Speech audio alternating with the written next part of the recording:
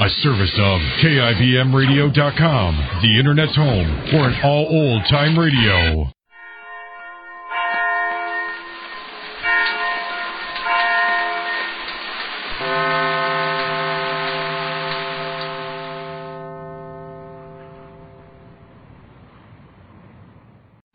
The Johnson Wax Program.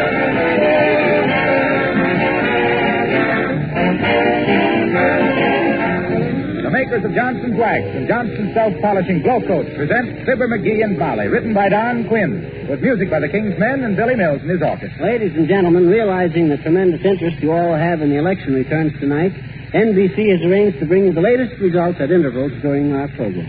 And now Billy Mills and his orchestra open the show with So You're the One.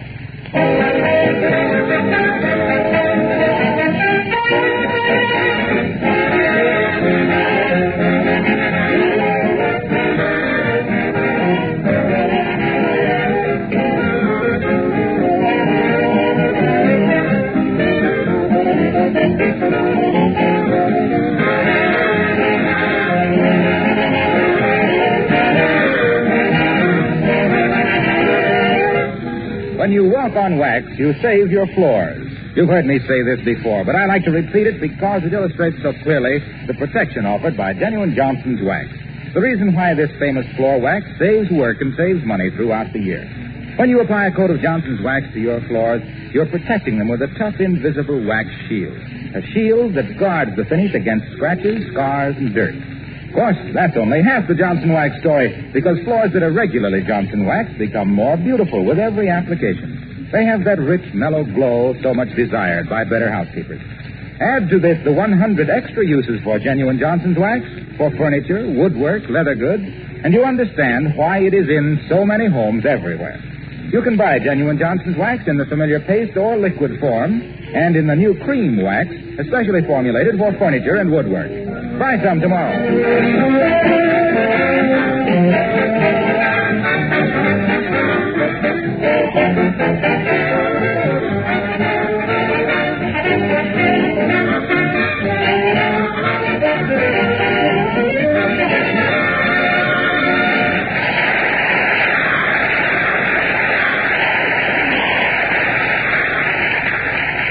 Well, the Good Government Club of Wistful Vista has offered $250 to the election officials who bring out the voters in their precincts 100%. And here, presiding at the polling place, which also happens to be their home at 79 Wistful Vista, we find those two eager officials, Fibber McGee and Molly.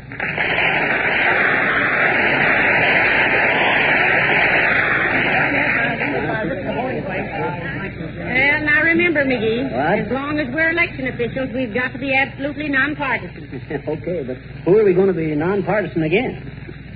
Excuse me, please, President Cupid. I'd like to vote. Why, hello, Mr. DePopulis. Your name, please, Nick. Nicholas Agathakis Prometheus G. DePopulis. Oh. What's the G stand for? Junior. Then you got the same name as your old man. Oh, no. Papa's name is being Nicholas Agathakis Prometheus C. DePopulis. Oh. What's the C for? Senior. Okay, let it go. Here's your ballot, Nick. Mark it in the other room, then fold it and put it in this little box right here. Ugly duckly, Tinker. But if I'd only known it was this much trouble to elect the President of the United States, it's certainly worth it, isn't it?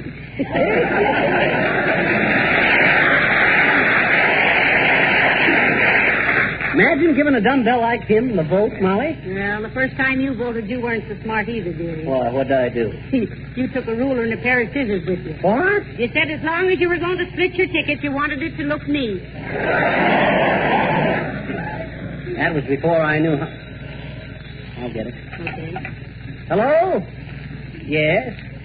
13th Precinct, polling place. Judge McGee speaking. No, we ain't allowed to give out any information. No, we don't know how the voting is going for any candidate. No. Oh, well, you'll just have to wait for the morning press, I guess. Yeah. Okay, Mr. Gallup.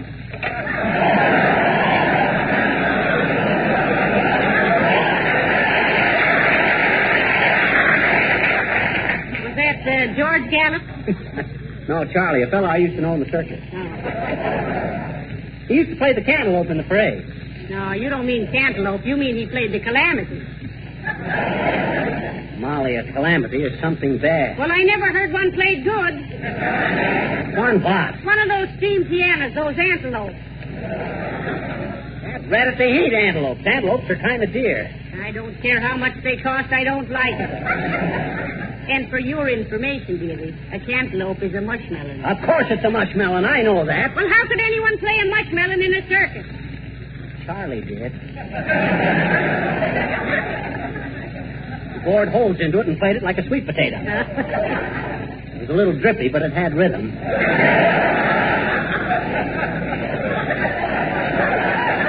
Never forget one time we played Mishawaka, Indiana, and Charlie couldn't find a cantaloupe for love nor money. Had to use a persimmon. Yeah, he played the parade all right, but his face was so puckered up he couldn't get near nobody for 3 weeks. Everybody thought he was going to kiss them. Well, so the following week we were... Huh? You know what you can get me for Christmas? No, what? A big, beautifully colored, handsomely framed Rand McNally map of that dream world you live in. Now, let's get back to work, dear. Okay. How many more votes do we need to get 100% turnout? About 22. 22? Yeah. Hey, that's pretty good. Only 22 more, huh? Well, looks like we might win that $250, Molly. Gee, wouldn't that be great? Mm-hmm. Wonder how the election's coming on in other parts of the country. Well, search me. Shall I turn on the radio? Well, I was going to turn it on myself, and then I got worried. What were you worried about? Well, that radio of ours is so old, I was afraid we'd get returns from the Coolidge campaign.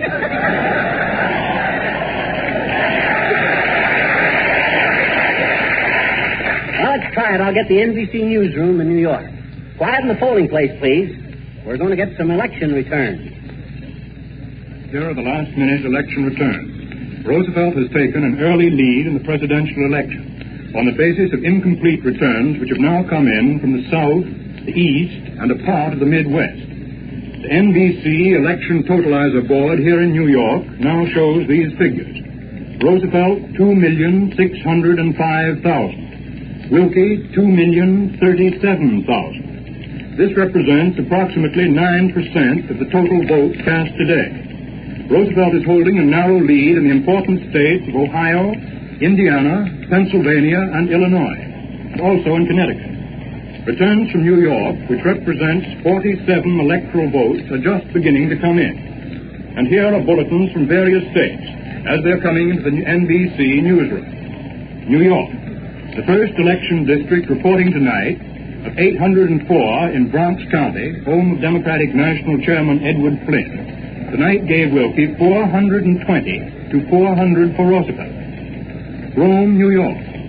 Roosevelt defeated Wilkie 7,345 to 6,563 in the city of Rome in an unofficial tabulation of votes in the first upstate city reporting, complete in today's election. Cleveland, Ohio. The Cleveland Plain dealer, which supported Wendell Wilkie, predicted tonight that President Roosevelt would carry Ohio by 150,000 votes. Here is a bulletin. Washington at 9:30 p.m. With returns far from complete, Roosevelt was leading in states having a total electoral vote of 277, as follows. Alabama, Arkansas, Connecticut, Florida, Georgia, Illinois, Indiana, Kentucky, Louisiana, Maryland, Massachusetts, Mississippi, North Dakota, New Hampshire, New Mexico, North Carolina, Oklahoma, Pennsylvania, South Carolina, Tennessee, Texas, Virginia, and West Virginia. Wilkie was leading in states with an aggregate electoral vote of 179, as follows. Arizona, Colorado, Delaware, Kansas, Maine, Michigan, Missouri, Nebraska, New Jersey, New York, Ohio, Rhode Island, South Dakota, Vermont, Wisconsin. Keep tuned in to this station for further election returns. Now we return you to Fibber McGee and Molly as Billy Mills and his orchestra play Bojangles of Holland.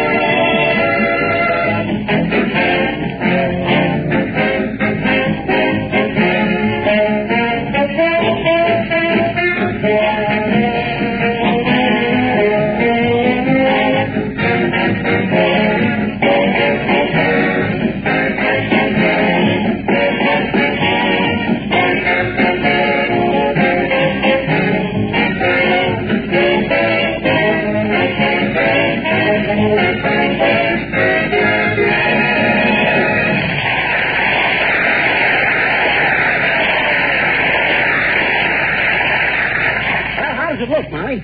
We're going to turn in a 100% vote in this precinct? I believe we are, McGee. Oh, there's only a few more. Hey, Mr. McGee, how old you got to be to vote? 21, Flanagan. Gee, that's great. I'll bring my son over right away. But, Mr. Flanagan, I thought your son was only 16. He is, but he's heard so many campaign speeches, he's aged 5 years. It's wonderful what radio has done for politics, isn't it, dear? Yeah, it is. Used to be a speaker had to get up on a stump to talk. Now they stand in front of a mic and get themselves out on a limb. How do you do, Mr. McGee? And Mr. McGee. Does one do one's voting in here? Yes, one does, Mrs. Uppington. Will one step up to the desk, please? Raise your right hand, Uppy. Oh, must I be sworn in? No, but that dress is so tight, I just wondered if you could do it. Okay, let it down. Now then, a few questions, Uppy, please. Your name? Uppington. Mrs. Abigail Uppington. Resident? Stucco. Go on, your house is brick. I thought so, too, until I paid for it. Huh? Then I realized I got stucco. Ooh, how I got stucco. Ooh, nice. That's a very old joke, Mrs. Uppington. It's a very old house. Uppy, you're hotter than a short-order kitchen tonight, you know. You ought to save that material. Indefinitely. I intend to, Miss McGee. You know, I expect to write someday. Oh, and you'll love it, too, Uppy. I remember when I learned to write. The teacher says to me... Please, Miss McGee. Enough of this. My ballot, please. Just a moment, Mrs. Uppington. Your age, please. I am 50... let us just say over 21. Oh, now, Uppy, not you. Yes, really I am, Miss McGee. I realize I have the face of a young girl. Well, you'd better give it back to her. You're getting it all wrinkled.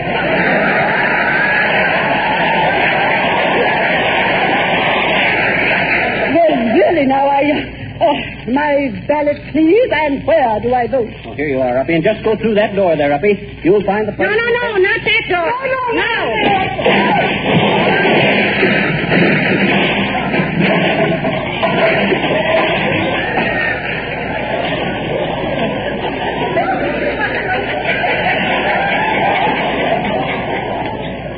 Hey, Molly. Yeah?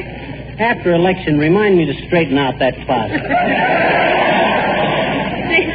Did you see Mrs. Uppington get out of there? Lovely footwork. Yeah, she's a little lightweight, sure. Hey, what on earth is that? Look, somebody's making a speech out there. Why, he can't do that. He's electioneering within 100 feet of a polling place. I'll put a stop to that. Come on, Molly.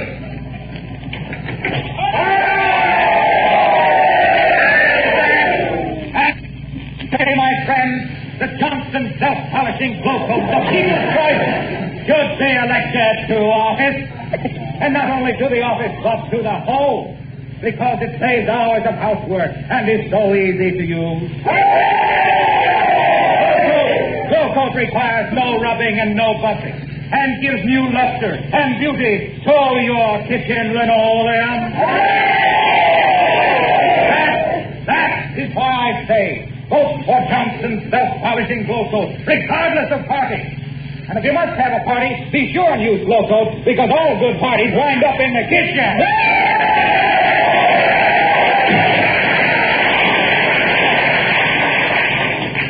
I think I'm going to start carrying smelling salts with me, Molly. What for? Someday Wilcox is going to forget that tricky stuff and simply say, folks, now I'm going to talk about Johnson's glow coat. And when he does that, I'll think. Never mind that, McGee. If we want to win that prize, we better get some of these voters in here. Yeah. Why don't you call some of them up? Hey, that's a great idea, Molly. Give me the phone, thanks. Hello, operator. Give me the resident. Oh, is that you, Mert? How's every little thing, Mert? It is, huh? Who? Your sister. Chopped off her what? Oh, heavenly days, McGee. What happened? Mert's sister was singing the old Oaken Bucket at the radio station, and they chopped off 8 bars off her chorus.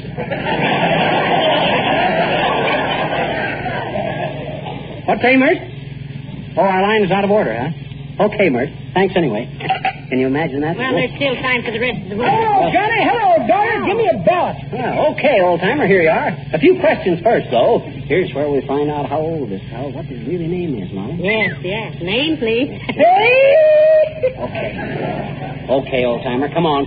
What's your name? Couldn't tame, ask me again, I'll tell you the same. For goodness sake, don't be so sorry, Mr. Oldtimer. If you don't answer the questions, you can't vote, you know. Oh, but darn it, daughter. Father got to give you all this information. So make your vote legal, old-timer. How do you know what's legal, Johnny? Who, me? Yeah. I've been in politics since I was knee-high to a ward healer, old-timer. Committeeman, alderman, mayor. Why, when I was prosecuting attorney, lawyers from all over the country used to say my pleas to the jury were the prettiest they ever heard. Pretty Please McGee, I was no doubt. Pretty Please McGee, proclaimed by press and public the fearless prosecutor of pilfering pickpockets, political parasites, and perfidious persons performing petty peccadillos, putting prison pajamas on poker players, preying on poor punks with peculiar pasteboards and purloining property with prestidigitation, pleading with passionate pathos for poor people in pretty pickles, a peppy personality with a capital P, but here's more returns from NBC. Incomplete election returns are now available from 40 of the 48 states. And on a basis of these incomplete returns, President Roosevelt is leading Wendell Willkie in both the popular and the indicated electoral vote. States having 277 electoral votes are leaning toward Roosevelt. Willkie is holding a lead in states with an aggregate electoral vote of 179. The NBC election chart now shows 2,820,909 for Roosevelt, 2,229,322 for Willkie, with 10% of the total returns in. These are accurate figures based on news services. Manchester, New Hampshire.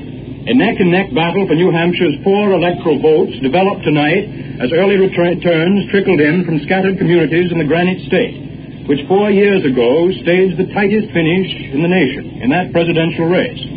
Returns from 53 of the state's 294 precincts gave President Roosevelt 9,564 votes to 9,312 for Wendell Willkie. Pittsburgh. President Roosevelt held an unofficial lead of 35,968 votes in Pennsylvania tonight, with 332 of the state's 8,100 precincts reporting. The vote: Roosevelt 149,460, Willkie 113,492. New York. The first 5 election districts to report from New York County tonight gave Roosevelt 2,080, Willkie 441. Albany, New York. 9 districts out of 212 in Albany County give Roosevelt 3,141, Willkie 975. Minneapolis. Wendell L. Willkie led President Roosevelt in the first returns from Minnesota. The Republican nominee getting 250 votes to Mr. Roosevelt's 170 in 1 precinct out of 3,696. Des Moines, Iowa. The first 3 precincts to report in Iowa in the presidential race gave Wendell Willkie 1,102 votes to 762 for President Roosevelt. The returns were from Grundy County, which had a Democratic majority in 1936. Keep tuned to this station. Now we return you to Fibber McGee and Molly as the King's Men sing You Can't Tell a Man by His Hat.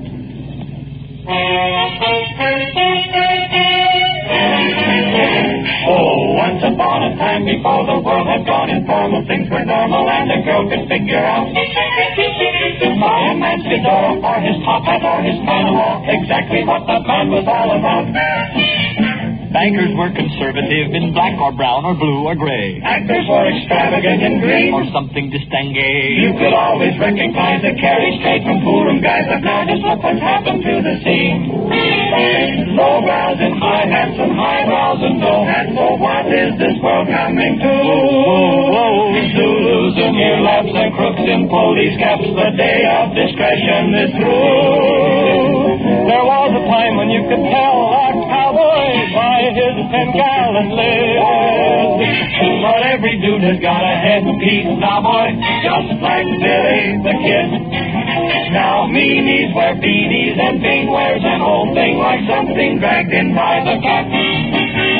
That distinguished beaver may be Jolson's mammy, or next year's version of Uncle Sammy. You can't tell a man by his hat.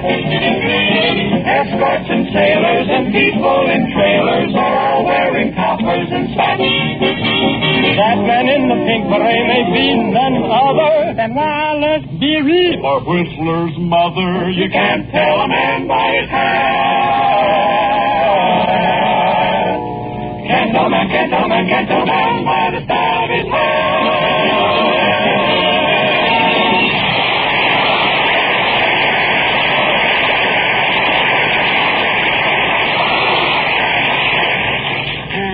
Well, okay there, Bud.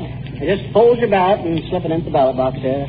You mean this great big box right here, Mr. McGee?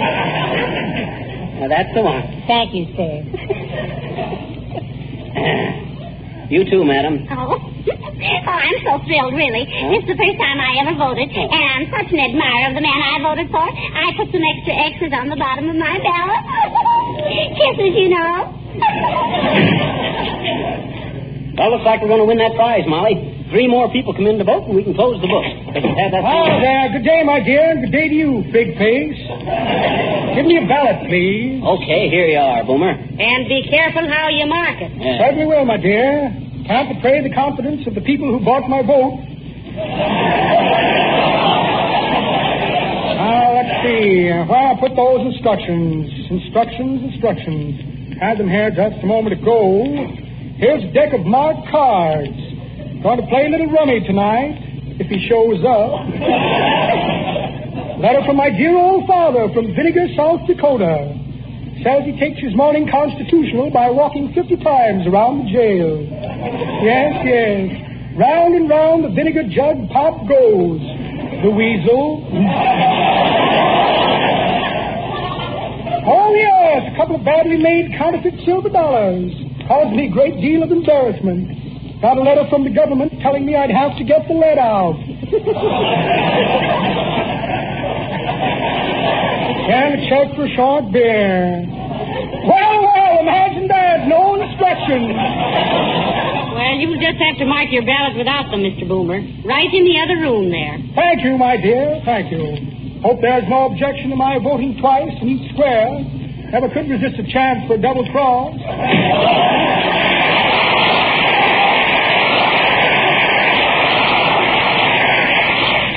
That guy's been on so many police blotters, he writes his name backward. Well, I'm glad he came in to vote anyway. Only 2 more and we've won $250. Only 2 more, Molly. I'll bet we're the only precinct in the United States that voted 100%. I lived in one once that voted 425%. It was a wet neighborhood, and we had a bunch of floaters. Oh, hi, McGee. Hello, Mrs. McGee. Hello, Mr. Gildersleeves. Come right in. Yeah. Hi, Gildersleeves. Glad to see you. What'd you come in here for? To vote. Fine. Here's a ballot. Here's a pencil. Just take it in the next room. Now, wait a minute. Don't rush me. Well, shucks, Gildy, you got to vote. Who says I got to vote? I'm an American citizen, McGee. Huh? Nobody can make me vote. Well, then what'd you come in here for? To vote. Good. Here's a ballot. Oh, you don't. You can't rush me into this. Rush you into this. Now, look, Gildy, as one American to another, I appeal to your patriotism. I appeal to your... Don't you wave the flag in the either, McGee. My forefathers were in this country long before yours. Oh, is that so? Yes, it is. My mother had 12 sisters in the DAR. Well, I knew you had aunts, Gildersleeve, but I didn't know what they were in.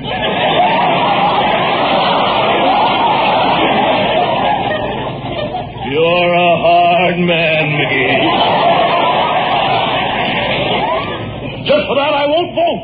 Oh, dear. You ought to be ashamed of yourself, Mr. Gildersleeve, not voting. Well... Why, your wife was the first one in when we opened up this morning. Yeah. What? She was? You bet she was. Why, she's voting for a different candidate than I am. Huh? She can't do this to me. Give me a ballot. Here. Give me a pencil. Here. President of the X. Congressman X. Judge Municipal X. Here. Take it in the other room and mark. All marked in the box. I'll show Madam Gildersleeve. Well, many happy returns, folks.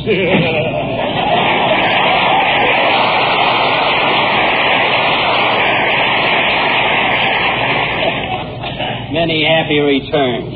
Of all the corny... Oh, heavenly days, McGee. Look. Huh? Look what time it is. We have to close the polls in exactly 2 minutes. Oh, but we can't. There's still one voter that ain't come in. Nevertheless, we'll have to close. We've got to keep it legal, you know. Oh, but he can't do that to us.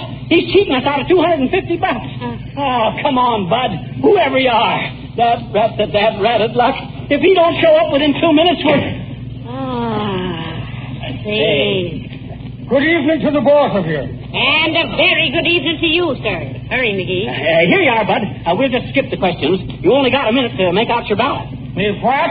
Your ballot. Don't stand there and argue. Hurry up. The voting booth is in the other room. We'll check your registration afterwards. I'm not here to vote, McCusker. Huh? I'm from the City Hall. Come to take your ballot box. Oh, dear. The polls are closed. Good night to you.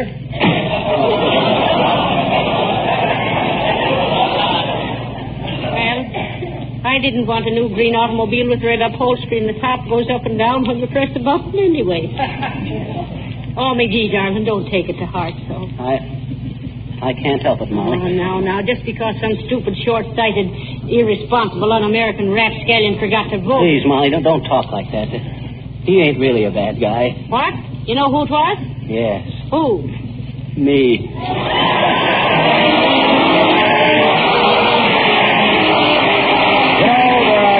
You have a small talent for one thing or another, painting or music or even amateur theatricals. We might occasionally do something that seems brilliant, but the next effort might be very ordinary. And that marks the main difference between talent and genius. For with the artist who has genius, every effort is brilliant and surefire. It's that way in business, too. Some products are here today, gone tomorrow, whereas others are so consistent in quality and service that they become accepted as household standards. The many products of S.C. Johnson & Son Incorporated, makers of Johnson's Wax, are surely in this category. For more than 50 years, they have been giving unfailing satisfaction. When you think of polishes, think of genuine Johnson's Wax in the familiar paste or liquid form for floors, and the new cream wax for furniture, or Johnson's self-polishing Glow Coat for linoleum, Johnson's Shine Up Silver Polish, and Johnson's Car New for your car. Let's go to the Bijou Theater, McGee. Huh? They're giving election returns during the show. Oh, just like us, huh? Exactly. That's why I wanted to go. What you mean? What's there? Election returns and no time for comedy. Oh. Good night. Good night, all.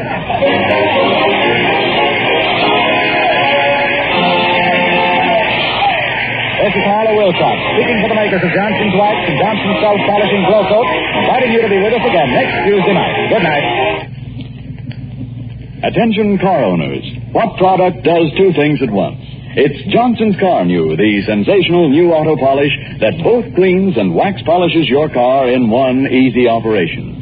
It used to take hard work and cost real money to do those two jobs, but with Car New, you can do them in half the time. Car New is a liquid that dries to a white powder.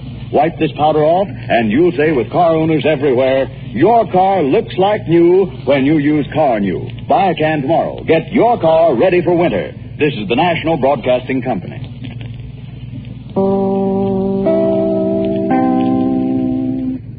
The Johnson Wax Program.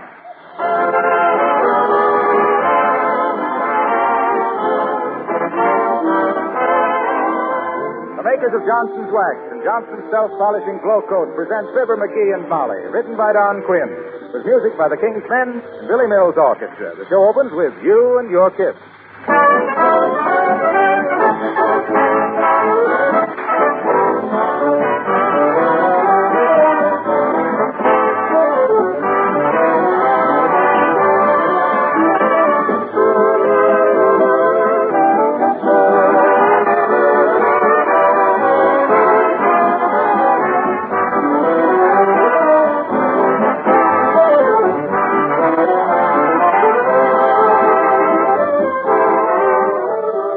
No matter how many other labor savers you may have in your home, don't fail to take advantage of Johnson's Self-Polishing Glow Coat. The no-rubbing floor polish that saves hours of work, that keeps the colors of linoleum fresh and bright, and does away with tiresome and expensive floor scrubbing. Why is floor scrubbing expensive? Because it ruins linoleum surfaces, as any linoleum manufacturer will tell you. If you want your linoleum to last a long time, protect it with Johnson's Glow Coat. You can use Glow Coat on varnished or painted wood floors, too. It needs no rubbing or buffing, whatever. You simply apply and let dry. In 20 minutes, your floor has a beautiful, lasting polish, easy to keep clean and spotless. If you're not a regular user of Johnson's Glow Coat, try some right away.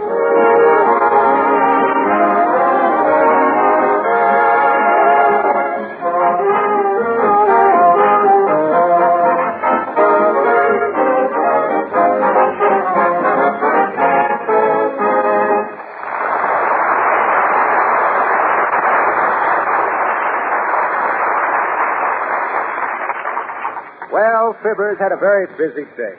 He's discussed the election at Joe's Tavern, done a little sidewalk supervising of a building excavation, and forwarded the youth movement by kibitzing for 2 hours at a corner lot football game. And here, approaching the house with a glow of satisfaction at a day well spent, we find Fibber of Fibber McGee and Molly.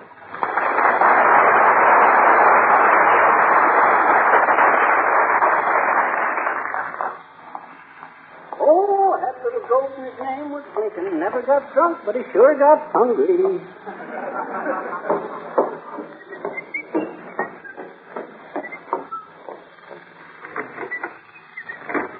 Hey, Molly, I'm home.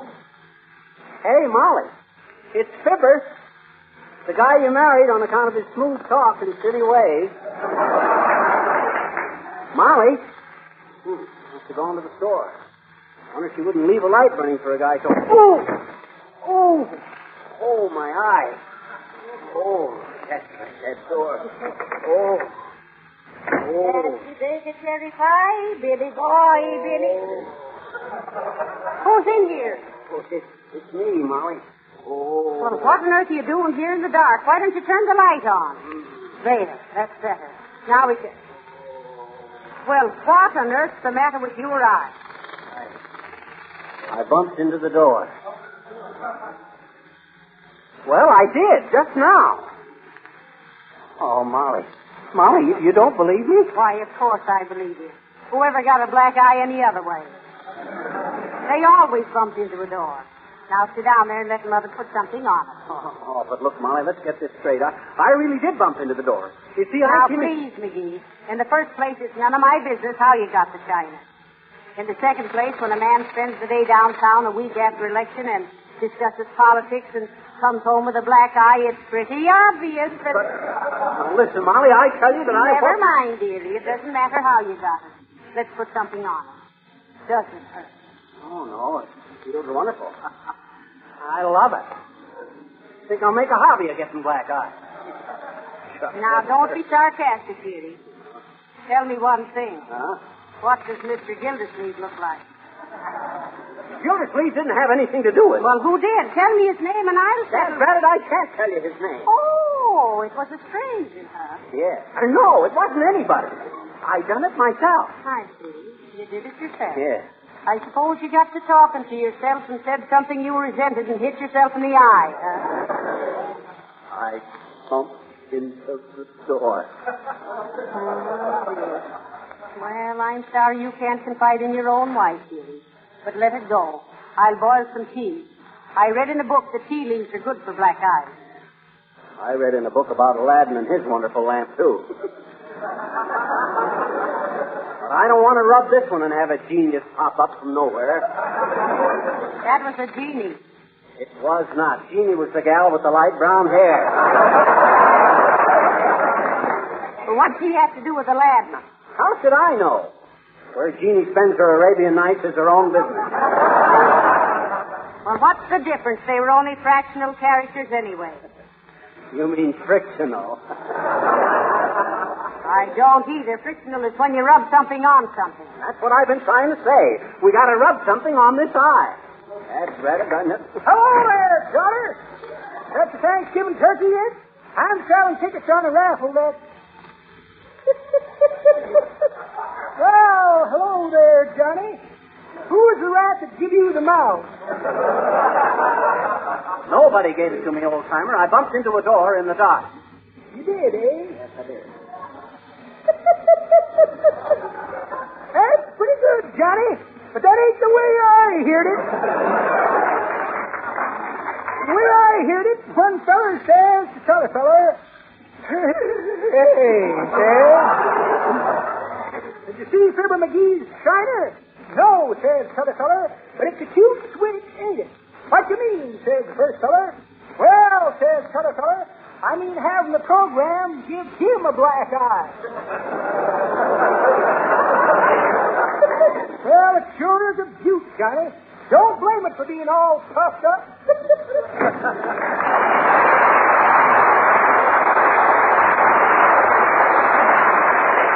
Aye, that old mossback. Does this eye really look that bad, Molly? It's getting so dark the pupil looks like it was going to night school. I think you better see the doctor, dearie. Maybe I had better go see the doctor. Well, come on, go with me. You got your purse? Yes, I've got it. Come on, let's go. Okay. Shall we walk? Yeah, let's go through the alley and around by Kramer's. Hi, mister. Oh, hello there, little girl. Sorry, I can't talk to you now. We're on our way to the doctor. Well, gee, I just want to... Oh. Criminy, what a shiner. Who put the dimmer on your headlight, mister? I run into the door in the dark, if you must know. Oh, sure. A likely story, I bet you. And what does the other fellow look like? Now, look here, sis. I ain't got time to masticate the muslin with you. Well, gee, mister, I just wanted to ask you if you want to invest in a going business. I ain't interested, sis. What's the business?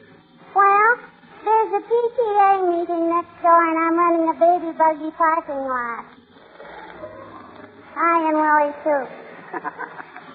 You mean Willie Toops and I? Oh, trying to muscle in, huh? No, I ain't. But how's business? Well, we've taken care of 7 babies already. At a cent apiece. Oh, so you made 7 cents, eh? Mm-hmm. Well, as the fellow says when he seen the well-dressed weatherman, that's a very neat profit.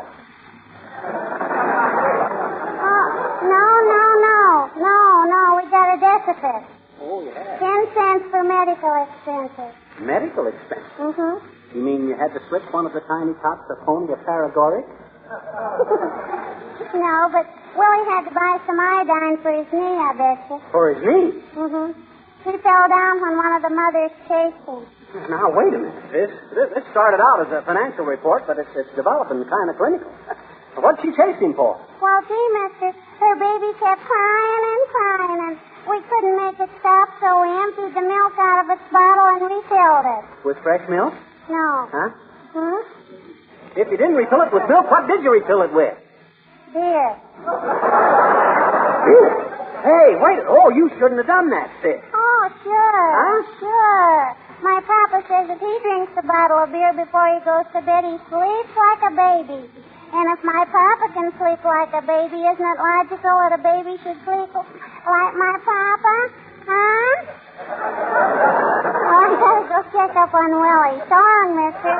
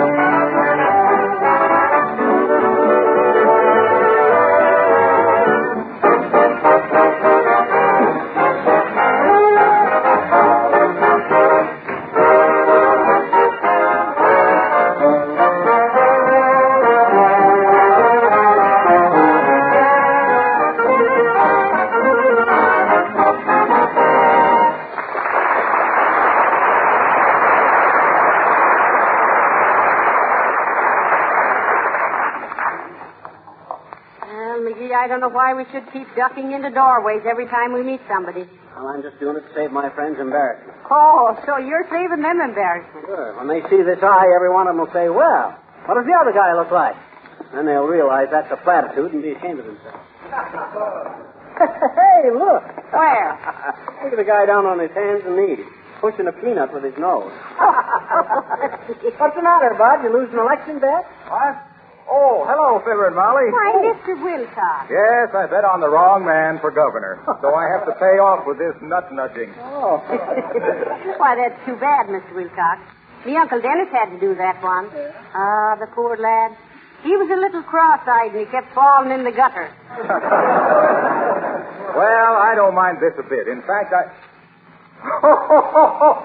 Hey, Fibber, where'd you get the black eye? And what does the other fellow look like? That ain't a very original observation, Wilcox. He says he got his black eye bumping into a door in the dark, Mr. Wilcox. Oh, yeah? I suppose he thinks that's original. Dad, Reddit, I did bump into a door. Come on, Molly. Let Wilcox go on with his nasal maneuvers. Well, we can talk to him a minute. Doesn't that make your back ache something terrible, Mr. Wilcox? Yes, it does. And I love it. What? How's it come what? Well, it's done a lot for me. It's done a lot. It's made me sympathize with all the women who have spent weary hours on hands and knees with a scrub brush and tail, when a little Johnson's wax would not only eliminate scrubbing, but would absolutely seal floors and protect woodwork against dirt and damp. Harlow, if I was as enthusiastic as you are about Johnson's wax, and I put in your hand, I'd have it tattooed on my chest. Oh, yeah? Well, look! What?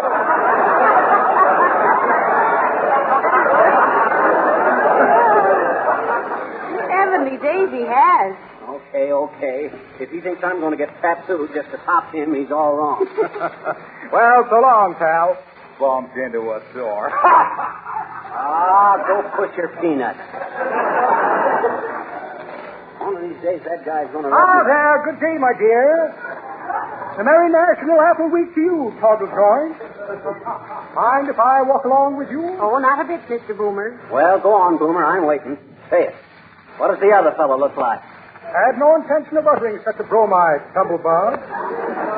I come from out west, where the only personal question permitted is, what do you have, boys? What part of the West do you come from, Mr. Boomer? From a little hamlet called Fox Pass. A village of 300 souls and a small scattering of heels. It was there that I spent my boyhood and the proceeds from a few train robberies. Yes. But what are you doing for the eye, Oyster Folk? Well, he's on his way to there. He'll do all right.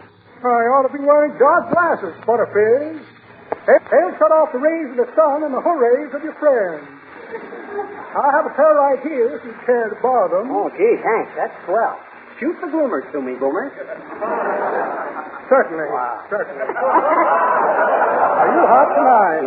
Now, let me see. Where I put those sunglasses? Had them right here a moment ago.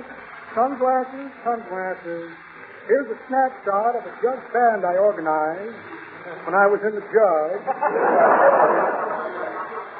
Recipe for tomato surprise a la Boomer. Well, what on earth is tomato surprise a la Boomer? Old family recipe, my dear. Take 1 can of tomatoes, remove contents, refill can with dynamite, place on the bag vault, catch lighted fuse, and wait for surprise. If this fails, stir for 20 years.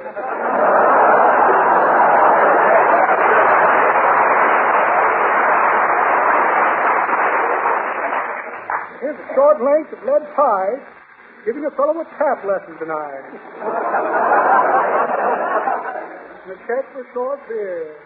Well, imagine that. No sunglasses. Come to think of it, I threw them away last night after mistaking 3 hearts and 2 spades for a spade flush.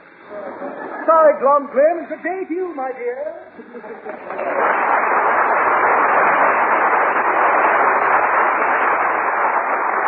Come on, McGee. You won't need them anyway. Here's the doctor's office right here. Hi, Doc. Remember me, Fibber McGee? Yes. Sit down, Mr. McGee. I want you to be trouble. Well, are you just being tactful, Doctor? Jeepers, creepers. Take a look at his creepers. I bumped into a door, Doc. Yes. Well, I did, Dad Gladys. It is possible, isn't it, Doctor? Oh, yes, it's possible. Hey, Doc, come over to my house right away, will you? Just as soon as I can, Flanagan. What's the matter? My kid's been sliding down the banister again. Bring the tweezers. Yes. Now, what was I going to... Oh, yes. I want to look at your eye, McGee. It's this one, Doc. Yes, I know. Turn a little this way. That's it. Now, wink. Fine. Now, wink the other eye. Splendid. I'll say I bumped into the door and winked. Now, listen here, Molly. I didn't come here Hold still, McGee. Yes. Pretty severe contusion. Yes, and it's badly bruised, too. The capillary engorgement seems to have involved quite an area of epidermic infusion, but the iris, cornea, and vital venous structures appear to be affected in only a minor degree by either impact or abrasion. Is that good? Yes, that's very good. And now, one question, McGee. Okay, Doc. What does the other fellow look like?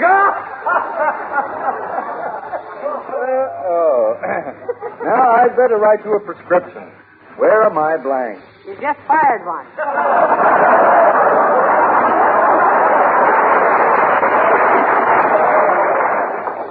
Here they are. Yes. Now, just a moment. There you are.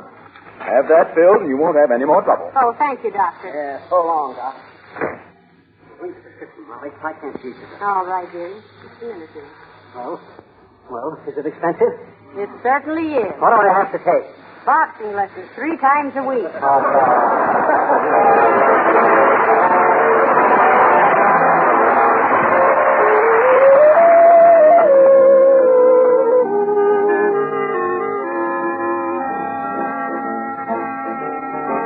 The King's Men singing Bidin' My Time. Some fellas like to tiptoe through the tulips. Some fellas go on singing in the rain. And some fellas keep on a-painting skies with sunshine. Some fellas keep on swinging down the lane. But I'm biding my time, 'cause that's the kind of guy I'm. Other folks grow busy, I keep busy, biding my time. Next year, something's bound to happen. This year, I'll just keep on napping. 'Cause I'm biding my time. 'Cause that's the kind of guy I'm. No regretting when I'm setting, biding my time. I'm biding my time, 'cause that's the kind of guy I'm. Strangers so long, I'll just go long biding,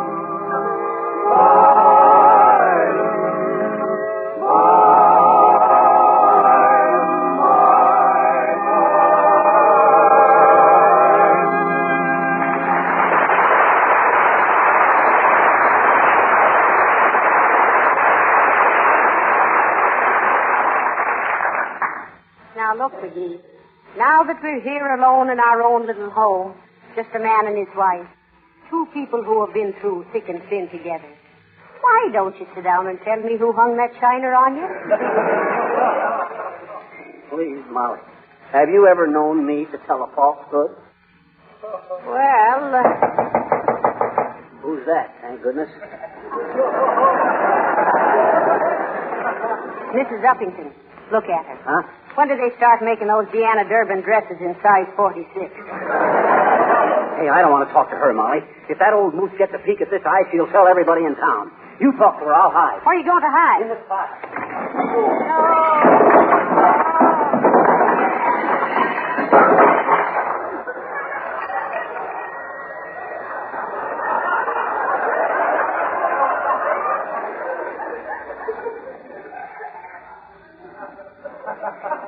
Hi, Effie. Hello, Mrs. Uppington. Hey, do you do, Mr. McGee? And Mr. McGee. It is Miss McGee, isn't it? Yes, it is, Uppy. And yes, I got a black eye. And no, I wasn't in a fight. And yes, I run into a door. Does that cover everything, Abigail? Why, gee, Miss McGee, as a matter of fact, I broke my glasses this morning, and I can't see a thing without them. Why, I should never have known you had a black eye if you hadn't mentioned it. Oh, you wouldn't, huh? You see, McGee? Every time you open your mouth, you put your eye in. I hope, Abigail, you didn't break those lovely spectacles of yours that were on the little stick with the pearl handle that your sister gave you last Christmas. Lorgnette, Mrs. McGee. Yes, your sister Lorgnette. No, my dear. The glasses are called lorgnette. That's kind of silly. What do you call your pocketbook, Suzanne? Well, then what was your sister's name, Mrs. Uppington? Pearl. Pearl? I thought that's what you called the handle of them glasses. Well, yes, the handle is Pearl. You said Pearl was your sister's handle. Well, who is this Lorgnette? Now, please. Lorgnette is the one who I have a pearl handle sister who... What? That is, the Lorgnette itself is called... Come clean now, Uppy, come clean. Oh. You're being pretty evasive about this. I'll leave her alone, McGee. If she wants to carry a pair of glasses around with 3 or 4 assumed names, it's none of our business. What's wrong with your eyes, Uppy? Astigmatism? Yes, something of the sort. Everything seems to be much closer than it really is. Ah. For example, when I thrust out my umbrella like this, I feel that I am actually poking you in the eye. Oh, cut it out, Uppy. You are poking me in the eye. Oh, really? Oh, my, how nice. How nice? Yes, my eyesight must be improving. How'd you happen to break your glasses, Mrs. Uppington? Oh, it wasn't I, my dear. You see, Sugar Lamb, that is Billy, I mean Mr. Mills, you know. Oh, yes. He came over this afternoon and accidentally sat on them. Well, that serves you right for being so careless, Uppy. Laying your glasses on a chair where anybody might come in. Oh, but I didn't have them on a chair. No, I had them right on my lap when William said, "Oh, it isn't so." Now, don't believe it, no matter who tells you. Goodbye.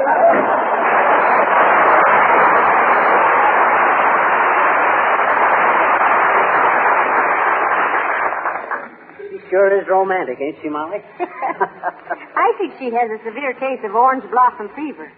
Orange blossom fever, what's that? Well, it's like hay fever or rose fever, only it starts with a slight itching sensation on the third finger of the left hand, and then it gradually... McGee, I just heard about it. Tell me it isn't so. What isn't so, Mr. Gildersleeves? That somebody gave McGee a black eye. Tell me, McGee. Tell me it isn't so. Okay, it ain't so. It ain't? It isn't? Let me see. Oh, it is too. This is terrible. Who did it, McGee? Let me at it. Now, take it easy, Rocky. Nobody done it. I bumped into a door. Besides, what do you care, Mr. Gildersleeve? You never saw eye to eye with McGee before. Well, this is different. Nobody can do that to my little pal. What? Tell me who it was, chum, and I'll feed him a handful of knuckles.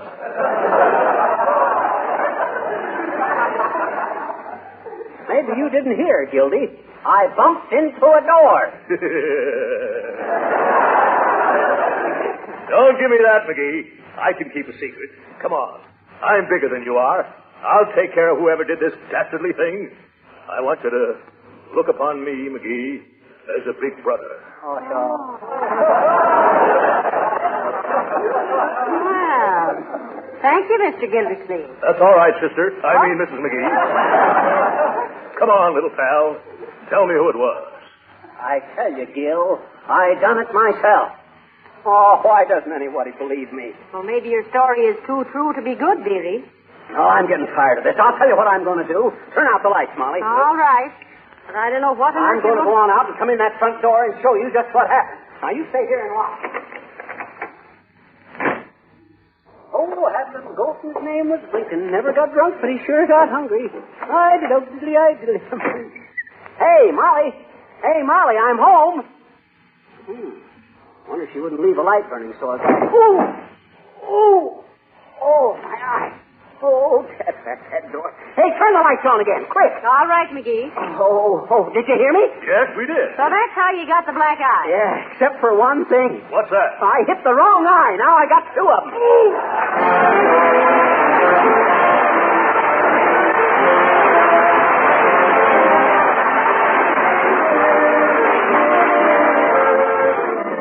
Before Fibber and Molly return, let me remind you to add Johnson's Self-Polishing Glow Coat to your shopping list. If you like beautiful floors, if you like to save yourself unnecessary work, you should never be without this modern floor polish by the makers of Johnson's Wax. Glow Coat is so easy to apply, a child can use it. You simply pour a little onto your clean floor, spread it around, and let it dry. Without rubbing or buffing, it dries in 20 minutes to a beautiful polish.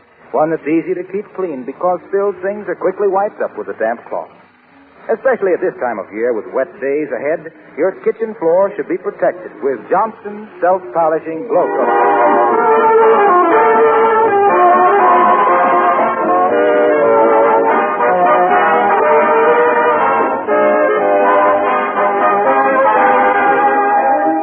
Well, I hope you're satisfied, dearie. You certainly proved your story the hard way. Look, if I'd been inventing the yarn, Molly, I'd have done better than that old wheeze about bumping into a door.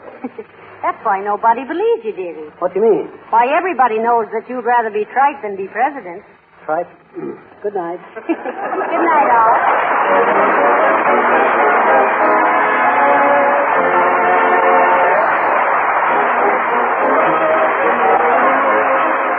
This is Harlow Wilcox, speaking for the makers of Johnson's Wax and Johnson's Self-Polishing Glow Coat, inviting you all to be with us again next Tuesday night. Good night.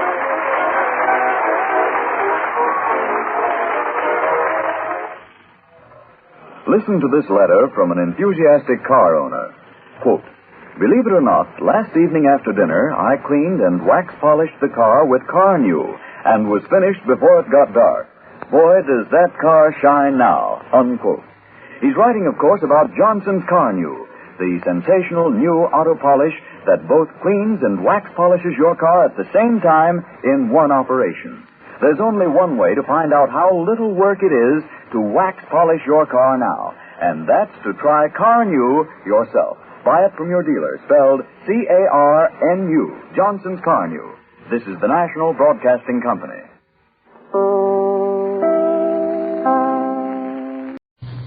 The Johnson Wax Program.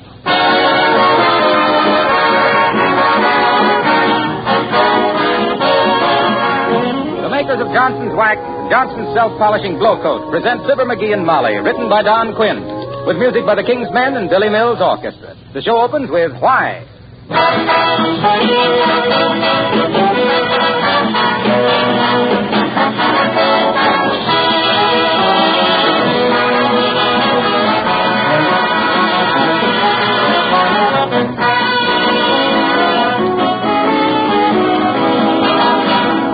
Let me ask you this question. If you're having guests for Thanksgiving, what two things should you do now so you'll be ready to entertain them? Well, of course, one is to order a tender young turkey with all the fixings. That's just about essential. But there's something else that's important, too, especially if you want your friends to carry away a flattering impression of your home. See that your tabletops, sideboard, and chairs, and, of course, your floors, are gleaming with a rich protective coat of genuine Johnson's Wax. Your silver and fine china will look their very best on a wax-polished surface. And what's more, the tough film of Johnson's Wax will protect the finish. It is this double duty, beauty and protection, that makes Johnson's Wax indispensable to the careful housekeeper. Floors take on new beauty with every waxing, and they're the easiest of all floors to maintain. And besides floors, there are more than 100 extra uses for genuine Johnson's Wax. And by the way, you can buy this famous wax in either the familiar paste or liquid form, or in the new cream wax, especially formulated for furniture and woodwork. Buy some tomorrow.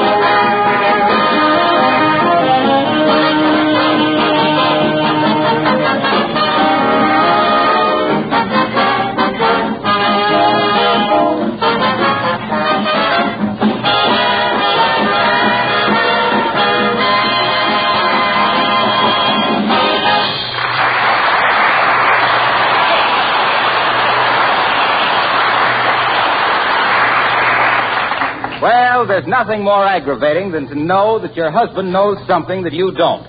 No? And here at 79 Wistful Vista, one with a secret and one with a consuming curiosity we find Fibber McGee and Molly.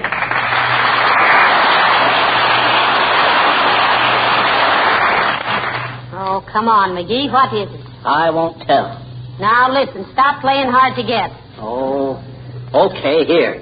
It's a letter from your Uncle Dennis. And when you see him, tell him I ain't in the National Guard and I never have been.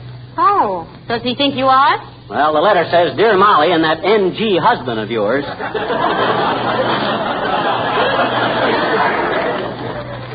Say, McGee, why didn't you give me this before? Huh? Uncle Dennis wants us to take the train today and visit him for a few days over Thanksgiving. I know.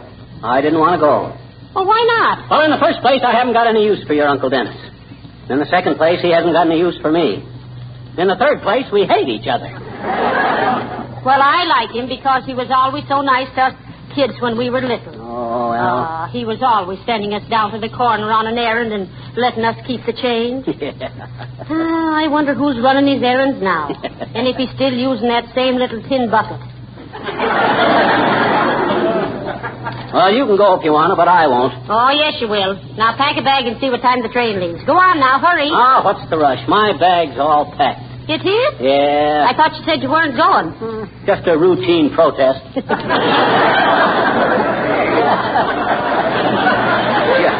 I'm no fool. I knew I couldn't get out of it. Well, then call up and see what time the train leaves. Wait a minute. Maybe he tells us in this letter. He says, you had better leave on the train, which pulls out of Wistful Vista at... Where's the next page of this letter, dearie? There's only 2 pages. Well, you only gave me 1. I did? Well, shucks, I don't know what I did with the other page. I don't know. I didn't finish reading that letter myself. Oh, McGee, you're so careless. Oh. Look around for it. Okay. Whilst I run upstairs and pack my bag. Well, it's around. But be sure now... Oh, there, McGee. Hello, Mrs. McGee. Hello, Mr. Gildersleeves. Hi, Gildy. What you want? If you're through with my suitcase, I'd like to borrow it for a few days. I'm taking a little trip. Oh. Well, so are we. And McGee's got his things all packed in your suitcase. Well, you'll have to unpack it, McGee. I've got to have that suitcase. You got a lot of nerve, Gildersleeve. Barging in here and upsetting our plans like this. One of these days I'll get a suitcase of my own, and then you'll be sorry. I won't be sorry. I'll be delighted. I'll be ecstatic. Well, really. Now you know what to do for Mr. Gildersleeve for Christmas, dearie. Buy yourself a suitcase. Come on, McGee. Unpack that bag. I can't, Gildy. Why not? I've already sent it down to the station. Well, all right. But you don't mind if I use my suitcase sometime, do you, McGee? Why, shucks, no. Not if you don't mind how it looks. I got it pretty well scratched up. Where'd you say you was going, Gildersleeve? I'm going to a college reunion. Oh, how nice. Yes. I was Princeton 14, you know. Oh, imagine that, Molly. 14 years at Princeton.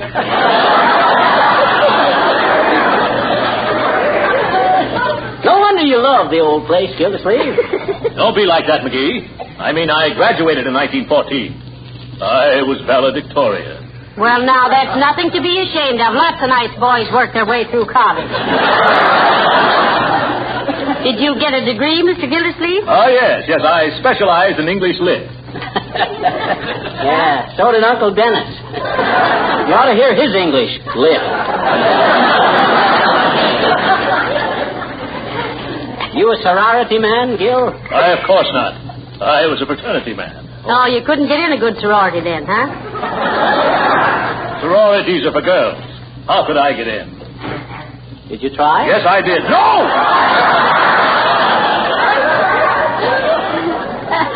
Of course I didn't. Oh, a woman hater. I am not a woman hater. I love women. Oh, a Don Juan, eh? I am not. Well, make up your mind, Mr. Gildersleeve. Just what are you? Well, I'm a fraternity. I'm a man that... Oh, I don't know what I am. You've got me so confused, McGee. Your education didn't do you much good then. You can't even think logical. By George, I know this much, McGee. Huh? You better give me back my suitcase one of these days, or I'll know the reason why. So will I. I lost it.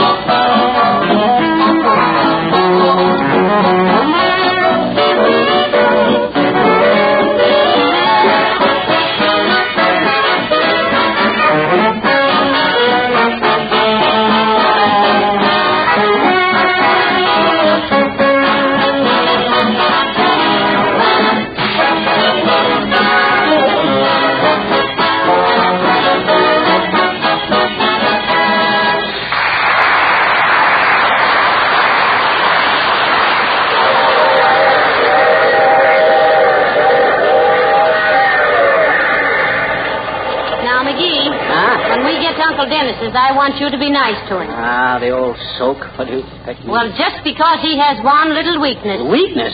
You mean strength? That jughead can carry a bigger load than anybody I ever saw. Why, we... Tickets, please. Oh, hello, Johnny. Hello, sir. Well, for goodness sakes. Hello, Mr. Oldtimer. You the conductor on this steam shovel? You bet, Johnny. That's me. In there punching every minute.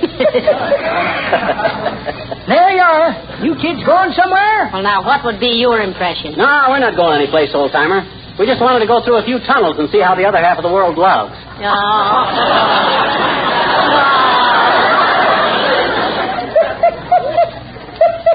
That's pretty good, Johnny. But that ain't the way I heard it. The way I heard it, one feller says to t'other feller, say, says, I see where they're using dance music to drill football teams with. Yes, I know, says t'other feller. I seen a substitute run up to a referee in last Saturday's game and say, pardon me, may I cut in? Imagine that, kid, training football teams to dance music. I can just hear the radio announcer saying, Notre Dame better get busy down there.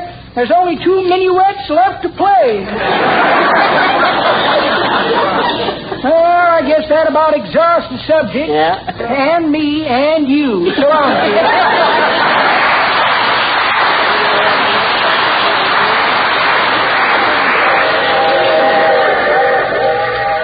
I hate these long train rides, especially to see that old gutter inspector. Who? Your Uncle Dennis. I know. Now, look here, McGee. Oh, yeah. You've been saying unkind things about Uncle Dennis all day long. You know what they say about your family. What you mean? They say there were so many black sheep in your family that on Saturday night they didn't bathe them. Huh? They dipped them. Now, that's what I call a dirty allegation. And if I ever meet the alligator that started it... And then the farmer's daughter said, why, I'm the baby.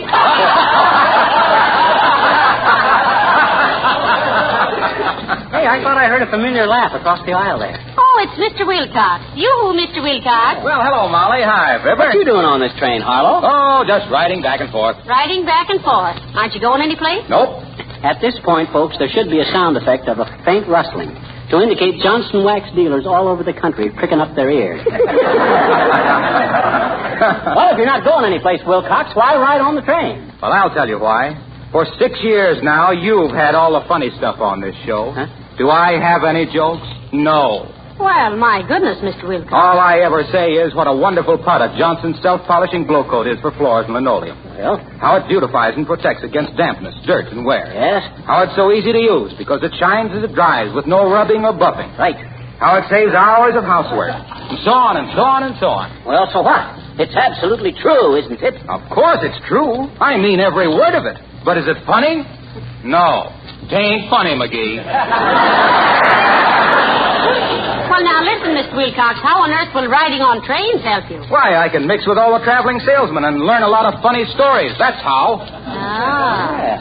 Look, Mr. Wilcox, the stories you'll hear from traveling salesmen will only have one effect on your status with this show. What's that? You'll be traveling, salesman. Oh, all right. Gee whiz. Here I try to improve myself, to make something of myself. And where do I get? Off at the next station. So long, folks.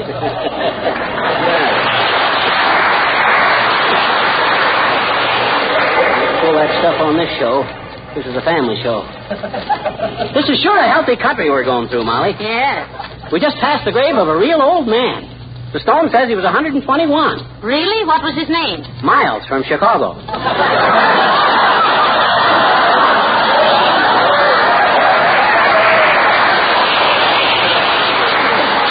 That's a ripe old age. Yeah. It's a ripe old joke, too. I should have given that one to Wilcox. Well, I think I'll go back to smoking and have a cigar. All right, dearie. I'll try and take a little nap.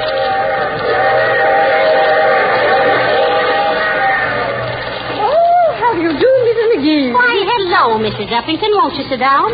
Thank you. No, my dear. I'm too excited, really. Oh, what about Mrs. Uppington? Well, Now, this is strictly confidential, Mrs. McGee. Yes? Not a word to Miss McGee, you know. All right, I promise. Well, I'm going to a downstate nursery. I'm thinking of adopting a baby. No, not a baby. Yes, a baby. Oh. But remember now, not a word to anyone. Oh, here comes Mr. McGee. I shall be back in a few moments, my dear. Oh, hey, didn't I just see Uppy here? Where's she going? Well, it's confidential, huh? but she...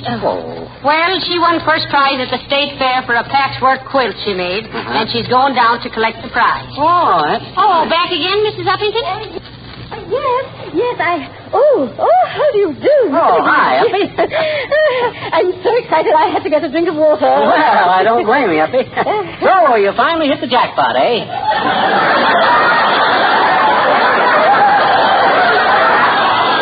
Well, you deserve it, Uppy. And you got a beautiful home to keep it in, too. Now, Mrs. McGee, I thought you promised me you wouldn't tell. I didn't tell Mrs. Uppington. He doesn't know what he's talking about. Why all the secrecy? Shucks, I've seen hundreds of them. Shucks, my mother had 12. Well, my goodness, Miss McGee, does she have... are they all at home? Oh, I suppose so. They've been laying around the house there for years. Shucks, Mama was always saving up little three-cornered pieces of cloth for them.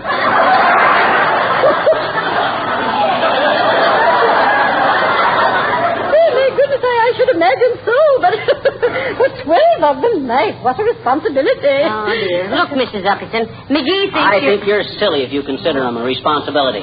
Why, shucks, all you got to do is send them out to the wet wash once in a while. And just shove them in the closet till company comes. Shove them in a closet? Sure. There's no trouble. There's only one thing about it, Uppy. It's going to break your heart when you see them getting old and moth-eaten. And lumpy in the middle.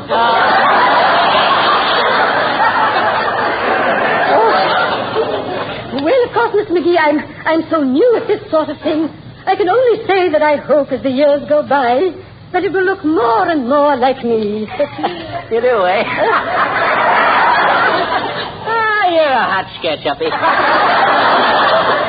And I'm sure it will, if only around the edges. I can hardly wait to see it, but I suppose you'll have it hanging out the window one of these days for an airing. Why, Mr. McGee, what a cruel, heartless, callous sort of man. Huh? Well, I'm certainly glad that you're not his father. Goodbye.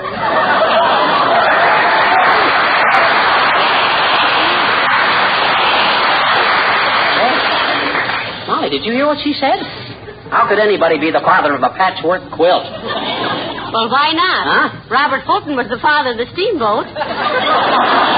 Hello there, my dear, and a happy Thanksgiving to you, my grim little my little pilgrim. Hello, Mr. Boomer. Well, if it ain't the Secretary of the Ulterior, Horatio K. Larceny. What are you up to, my fine feathered jailbird? Those are harsh words, Poison Pan, and I'm cut to the quick. Fortunately, I have a very slow quig.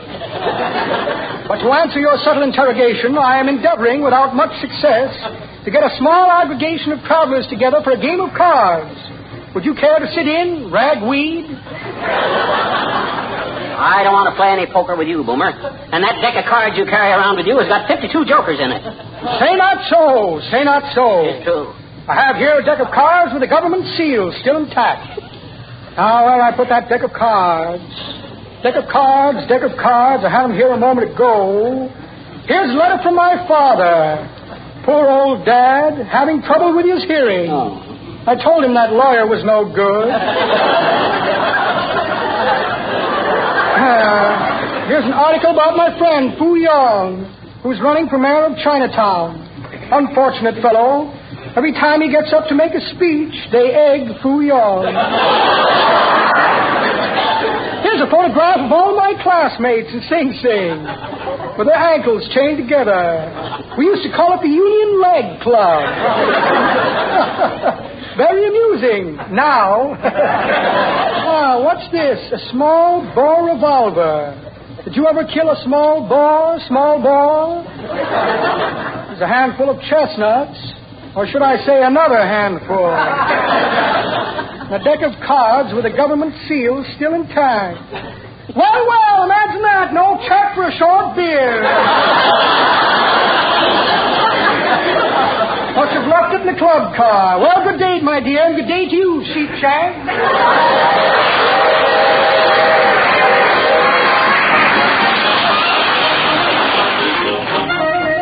The King's Men sing Easy Go Slim from the Paramount picture The Roundup. 1, 2, 3. We had in our outfit a gentle cowhand, as pleasant and kindly and meek as a lamb. When trouble was brewing, it never touched him, and that's why we nicknamed him Easy Go Slim. Now, often I mind on a Saturday night how down at Joe's barroom they'd stir up a fight, but fighting and shooting ain't Easy Go style. He'd answer 'em all with a 10-gallon smile. But once when we went out to round up the strays, it rained without stopping for 41 days, and Slim caught the sniffles, he shivered and froze. Old Easy Go Slim had a cold in his nose. He sniffled and snuffled all over the place. He whooped and he coughed and got blue in the face. He ached in the withers, had pains in his head, but he kept on riding, though feeling half dead. Now, one of the hands got a little bit drunk and figured he'd try to test Easy Go spunk. But as you'll be hearing, he tried the wrong track, for he gave old Slim a big whack on the back. Then, bang went a 6-gun and down the drunk fell, in even less time than it takes me to tell. And there on the trail he was laying out dead, all salted and peppered with Easy Go's lead. Well, that is my story of trouble and pain, of riding for 41 days in the rain. And this is the moral we clearly expose. Don't bother a bad with a cold in his dog.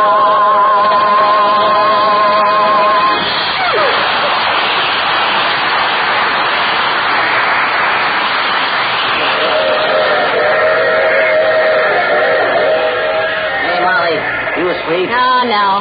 I was just sitting here with my eyes closed, thinking how nice it'll be to see Uncle Dennis again. I wish I could share your joy. But if that old barfly says... McGee, stop it. You've spent the whole day insulting Uncle Dennis. Well... He never says anything bad about you. No. But I never saw anybody that could put such a nasty significance into a hiccup. And if he keeps doing that... Hey, mister, get your feet out of the aisle. Oh, hello there, little girl. I'm sorry. By the way, you enjoying your trip? Oh, yeah. I like to take a long train trip once in a while and get away from it all. Oh, you do, eh? Sure. Anyway, I got a book with me to read. Oh, what's the book? Aesop's Fables. Oh. Gee, there's some awful dumb stories in it, too. Such as which, sis? Well, the fox and the tomatoes, for instance. You mean the fox and the gray apes? No, I made it tomatoes so the fox could reach him easier. He was awful hungry, you know. Well, that's a very humanitarian thought, sis. And I think that with proper consideration for the factors involved, you'll detect a very sound psychological basis for the plot. Well, gee, I can't do that again. You like the story, sis? No, I don't understand it. Why did the fox want the grapes in the first place? Why, he wanted to eat them. Foxes don't eat grapes, I bet you. Oh, yes, they do. Oh, no, they don't. Oh, yes, they do. Oh, no, they don't. Oh, well, how do you know? You ever have a fox? No, but we got grapes, and the foxes don't eat them either. Maybe there aren't any foxes around where you live. Well, I bet you if I was a fox and I like grapes, I'd go where there were grapes, and that's where I live, I bet you. Well, sis, your logic is incontestable. Gee, does it show? Huh? Look, have you discovered any other inconsistencies in that ageless epic about the fox and the Steinbeck strawberries? Oh, gee. You talk so fancy, mister. Excuse me, I just asked what else was wrong with the story. Everything the fox said. That's all. Now, in the first place, a fox can't talk, and if he could, he'd fox-trot into a restaurant and order himself a ham on rye, I bet you. With mustard? No, pickle. Here, you can have the old book. I'm going back to my seat and read Superman. So long, mister.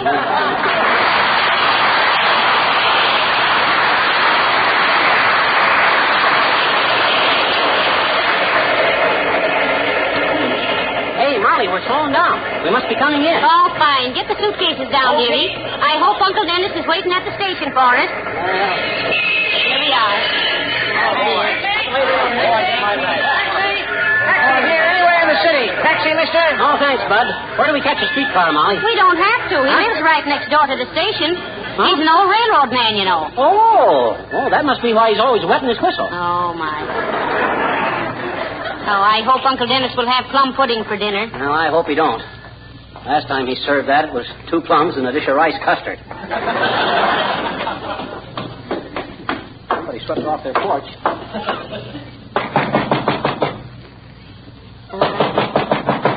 Wonder he couldn't install a doorbell. Cost a few cents a year to run a doorbell. You can get new skin on your knuckles for nothing. I wonder where... Maybe we missed him at the station. I wouldn't miss him at the station or anywhere else. And this is a dirty trick, inviting us down here and then forgetting... Well, as long as we're relatives and are invited, dearie, see if we can get the window open. We should have brung Boomer. Let's see, what can I pry that window open? Oh, here's my pocket comb. Hey, what's this? Oh, look, Molly, here's the other page of Uncle Dennis's letter. I had it in my pocket all the time. Well, give it here. Let me read it whilst you open the window. Okay, now let's see. Maybe there's a basement window open here. McGee, look. What's the matter? Oh, dear. Huh? Listen to this letter you've been carrying all day. Huh? He says, on second thought, I've got a better idea. I'm coming to spend a few days with you.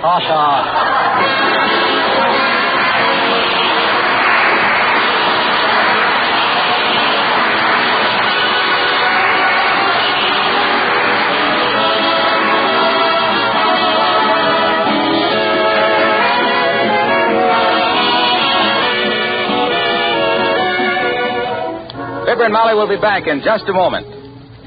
And speaking again of Thanksgiving, don't forget that's the day you'll spend quite a lot of time in your kitchen. Let me suggest that you prepare your linoleum floors for that extra activity by giving them a protective coat of Johnson's self-polishing Glow Coat.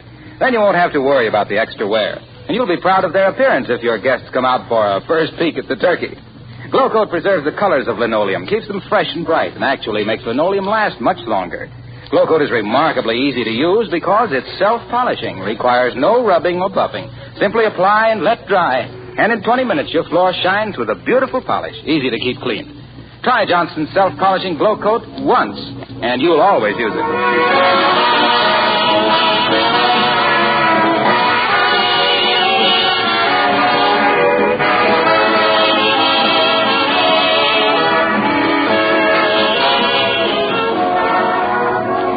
Ladies and gentlemen, the American Red Cross is holding its annual roll call this month, and all of us should join. That's right. The Red Cross needs your help now so that in national emergencies it can help your needs. Good night. Good night, all.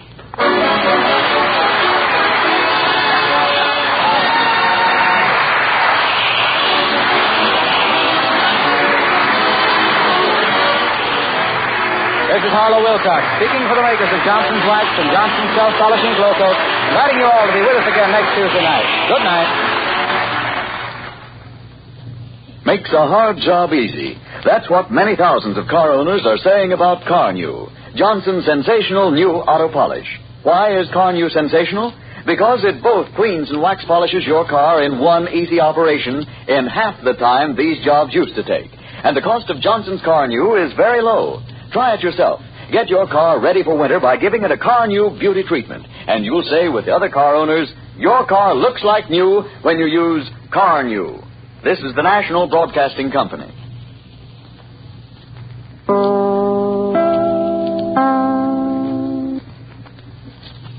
This is Chicago, WMAQ. 9 p.m., BULOVA, Boulevard Watch Time. The Johnson Wax Program.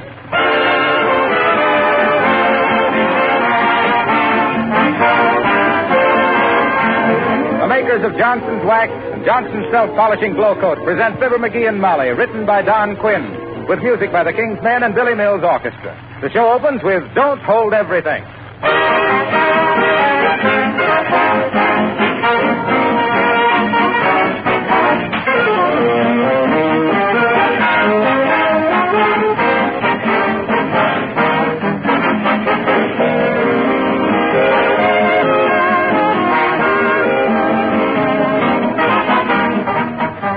Next time you go shopping, stop a moment just before you're ready to pay your bill and ask yourself, haven't I forgotten anything? Isn't there something that comes in a red and yellow package that I was going to buy?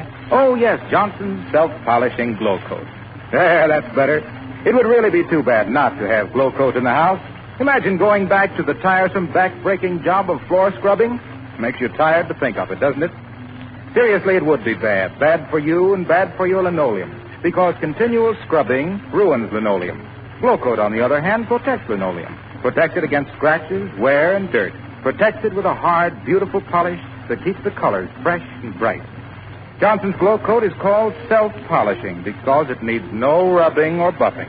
Just apply and let dry. If you aren't already a Glow Coat user, try it just once, won't you?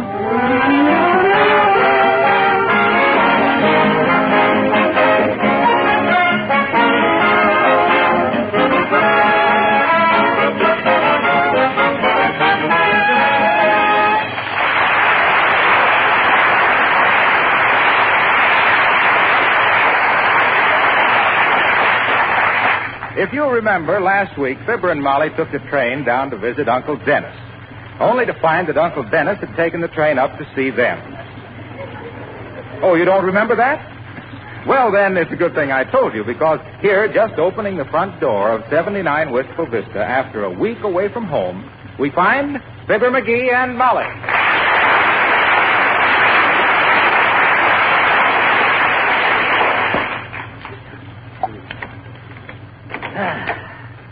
Hey, look at this living room. Heavenly days, what's been going on in here? Boy, what a mess. Cigar butts, poker chips, empty glasses, dirty dishes, cold bucket tipped over, and a half a sandwich here. Look. Hey, do you suppose there's been a tramp in here? Let me see that sandwich. Huh? Aha. Rye bread, liver sausage, Bermuda onion, peanut butter, sardines, and grape jelly. What, no whipped cream?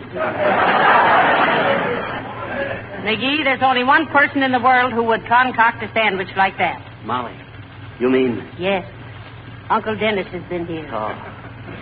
Well, why did he have to leave the place in such a mess as this? I don't know. Look at it. Looks like the tank corps held a dance in here and forgot to get out of their tank. Didn't he ever live in a house before? Oh, now take it easy, dearie. Take it easy. I will admit Uncle Dennis gets a little primitive sometimes. After all, he's part Indian, you know. Yeah, I know. You can tell by those high hip bones. You mean high cheekbones? When I get through kicking him around, his hip bones will be higher than his cheekbones. That big so-and-so's been hanging around here. We won't have a friend left in the whole neighborhood, Molly. Oh, now, McGee, you take Uncle Dennis too seriously. Personally, I'm very fond of him. And now, don't forget, he gave me away when we were married. Molly, I don't want to bust any illusion for you, but he didn't give you away.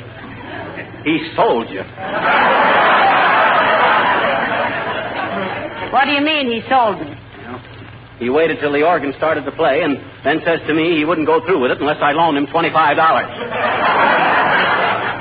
Shucks, I didn't want to spoil the wedding. So I see. So you paid him the $25, huh? Well, no, I didn't. I finally got him down to $9. And I must say, Molly, I never regretted it. Well, thank you, dearie. I'm always glad when one of your business ventures turns out well. Now, come on, help me get this house straightened out. Okay. I'll answer the phone. You straighten these chairs and things around. 79 Wistful Vista, Molly McGee speaking. Who? Oh, no, Mr. Dennis Driscoll is no longer here. Thank goodness. No, he left town. Good. What's that? No, never mind. Just cancel the order. Cancel the order? Who was that? Oh, some florist, I guess. Oh. He wanted to know if Uncle Dennis wanted his usual 4 roses sent over today.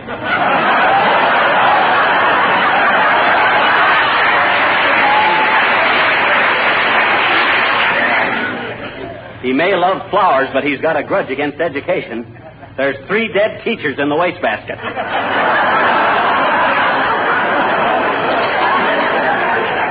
We got 5 days' work getting this house in order again, and 2 years making friends again with the neighbors. Oh, Uncle Dennis. Uncle Dennis. Hi, Uncle Dennis. Oh, you can't fool me. You're not Uncle Dennis. Thanks, sis. I never had a finer compliment. Well, what do you want with the old coot? He is not an old coop. He's a nice man. He told me some dandy stories. Oh. Only he didn't finish the last one. What story was he telling you? Jack and the Beanstalk. Jack and the Beanstalk? Mm-hmm. You mean you never heard that feeble old fable before? Oh, sure I did. But not like Uncle Dennis tells it, I betcha. Gee, he's super. Oh, he is, eh? Well, let's have a sample of his literary virtuosity. All righty.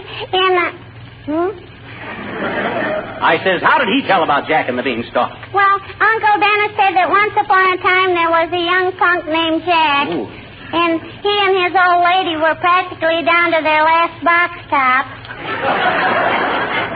Yeah, and then the old girl came through with a nifty there to get him out from under the FHA. That sure sounds like Uncle Dennis. I'd recognize the sheer beauty of that prose any place. Go on with the narrative. I says, go on. Proceed. I can't. He didn't tell me the rest. Oh. Can you? Can you please, mister? Well, I don't know if I can approach Uncle Dennis's flashy style, but I'll take a whirl at it. Okay. Go on. Gee, that'll be fun. Yeah, well, as I remember, Jack sold the cow for a handful of Boston caviar. Beans to you, sis. Beans to you, too, mister. Well, sir, his old lady was so burned up she threw the beans out the window. They grew up to the stratosphere overnight. Jack shinnied up the stalk, knocked off a giant, and came home with enough gold to make Fort Knox look like a penny arcade. And so they lived solvently ever after and all stuff like that there. Well, what's the matter? Oh, it's okay, mister, but I don't know. Uncle Dennis gets a lot more personality into it, I betcha. Oh, he does he? Well, I'm getting tired of hearing that guy's name. And if I never see his face again, that'll be all right, too. What's the matter with his face? I just don't like it. If I had a face like his, I wouldn't show it. Yeah, and he said if he had a show like yours, he couldn't face it.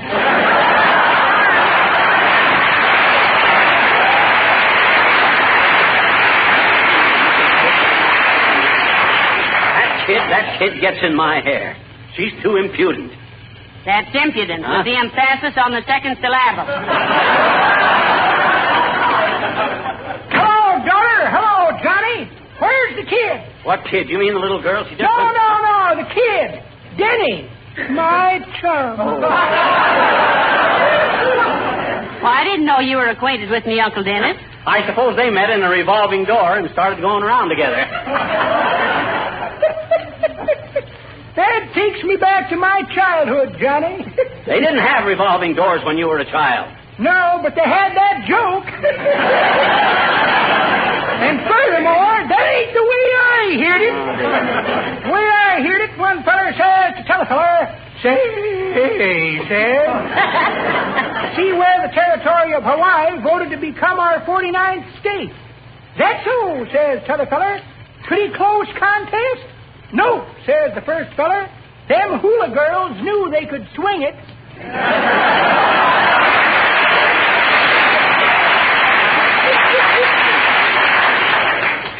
Where'd you say Denny was? He's gone home, old-timer, said he with a glad cry. What'd you want to see him about, Mr. Old-timer? No, he was taking me to a taxi dance tonight, daughter, but I didn't want to go. Why not?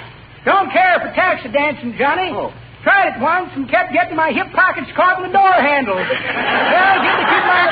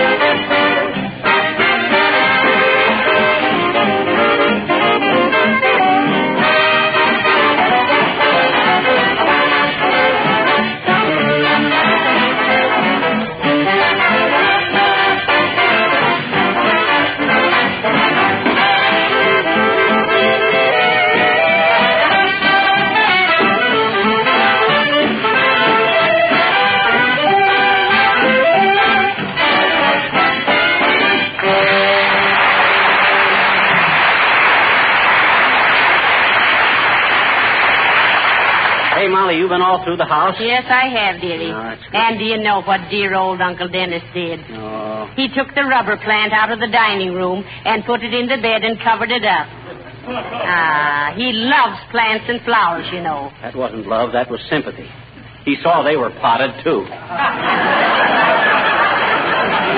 he ever comes around here. No, for goodness sakes now. Just because he upset the house a little is no... Upset the house? He just about ruined the place. Wore all my clothes and smoked all my cigars. Upset all... Hello, Fibber. Hello, Molly. Hey, Denny, are you here? Hey, what is this? Does everybody know Uncle that... Dennis has left, Mr. Wilcox. What did you want to see him about? Well, he and I were working out some advertising slogans. He'd have made a great advertising man. He'd have made a great advertising man. Sick. What golden-haired little brain children did he leave on your doorstep, Wilcox? Well, you know how Johnson's Wax is the best possible treatment for floors and woodwork because it positively protects against dust and wear and seals the pores of the wood against dirt and dampness. Yes, we know that. We listen to you every Tuesday night, Mr. Wilcox. Did Uncle Dennis come through with a walloping war cry on our wonderful wax, Wilcox? Did he? Listen to this slogan. Yes? It was the night before Christmas, and all through the house, Johnson's Wax had been used. Why don't you try it? Well, don't you like it? Well, it seems to lack something, Mr. Wilcox. Sense, I think. Well, all right, how about this one? Oh, there's more. Little Jack Horner sat in a corner eating his Christmas pie. He stuck in his thumb and pulled out a plum and said, "This is a messy way to eat, but thank goodness the table is protected with Johnson's Wax." Well, now, that's much better. No, they're too long, Harlow. They ought to be brief, like this. A piece of furniture polished with Johnson Wax will reflect your good judgment. Say, that's wonderful. That's terrific. Yeah. Will reflect your good judgment. Oh, marvelous. I'm going to send that in to Racine right away. I'll see you later, folks. Oh, what do you know? That's not a bad slogan I got there, Molly. I thought so, too. Yeah. The first time I read it on a Johnson Wax folder. Oh. Now, come on. Come on, help me straighten up this room now. Okay, I'll get the vacuum cleaner and you... I'll get it.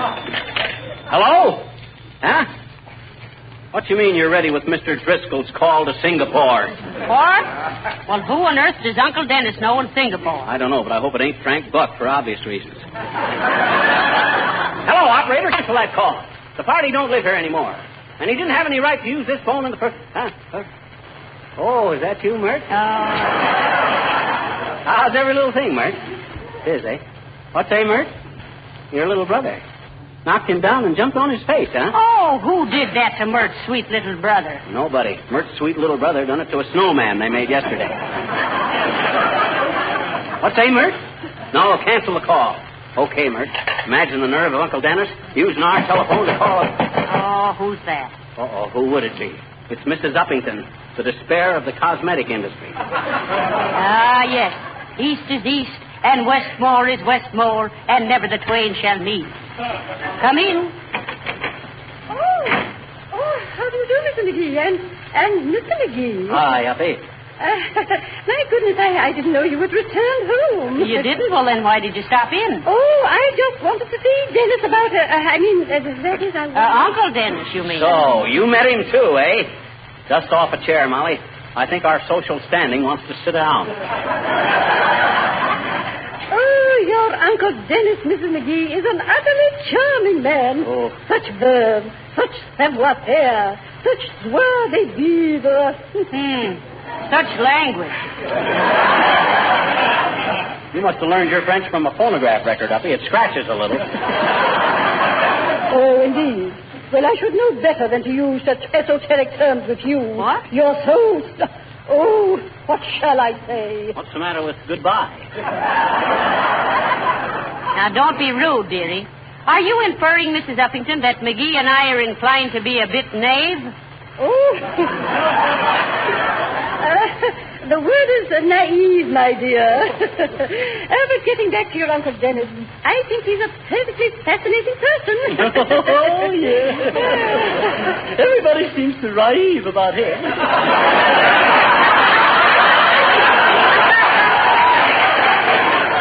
When did this strange interlude between you and the chipmunk on our family tree begin, Hubbie? Oh, in the strangest and most romantic way, Mr. McGee. Oh. I was attempting to cross 14th and Oak Streets in the rain when suddenly dear Denny just shot out of Joe's tavern. And then he lay his coat down in the muddy street for me to step on. Oh, no. Yes. Why, the dear boy was in such a hurry, he didn't even take the coat off before he laid it in the gutter.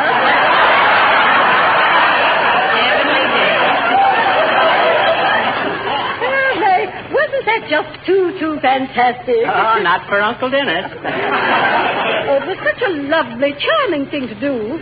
You know, I felt just like a queen. Yeah, and I imagine Uncle Dennis felt like an ace.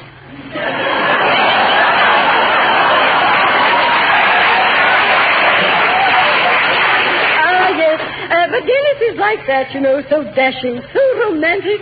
You know, he said the other evening that I reminded him of his mother. Ah, isn't that sweet? Because you and her are about the same age, I imagine, huh? Yes, I imagine that. What? Well, please, Mrs. McGee, well, goodbye.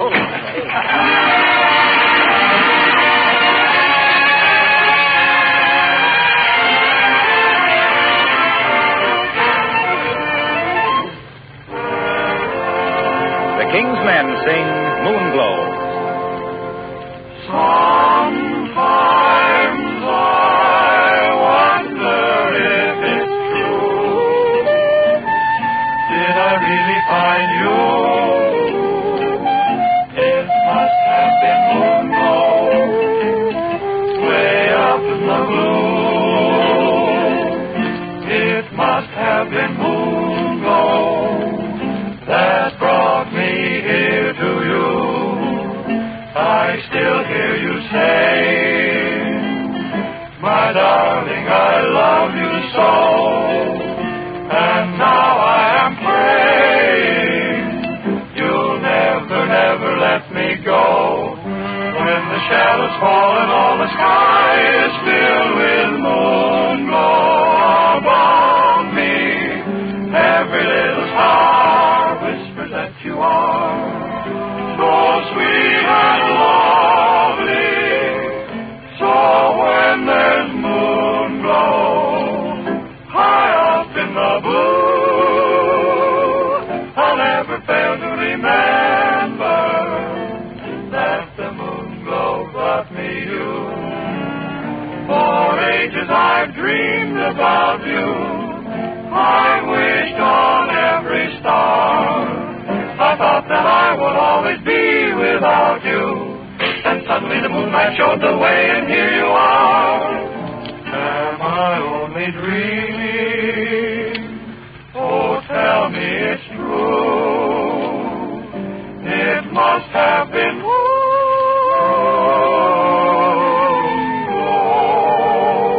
deep in the blue sky. And now at last it brought me here, my dear, to you.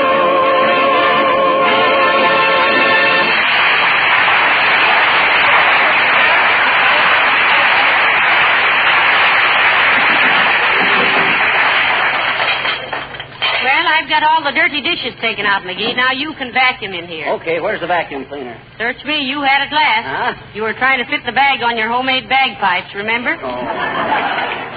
Ah, there. Good day, my dear. And a moderately good day to you, Clambake. Mr. Boomer, how do you do, I'm sure? What's on your mind, Boomer? I'd like to have a few words with a visiting relative, Prune Pit. You don't mind, and if you do, consider yourself ignored. Well, he's not here, Mr. Boomer, but I can give you his home address if you'd care to write to him. Oh, I believe I have his home address, my dear, right here. Gave it to me yesterday. Put that address, have it here someplace.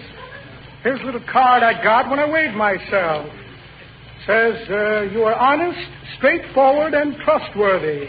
Got my weight wrong, too.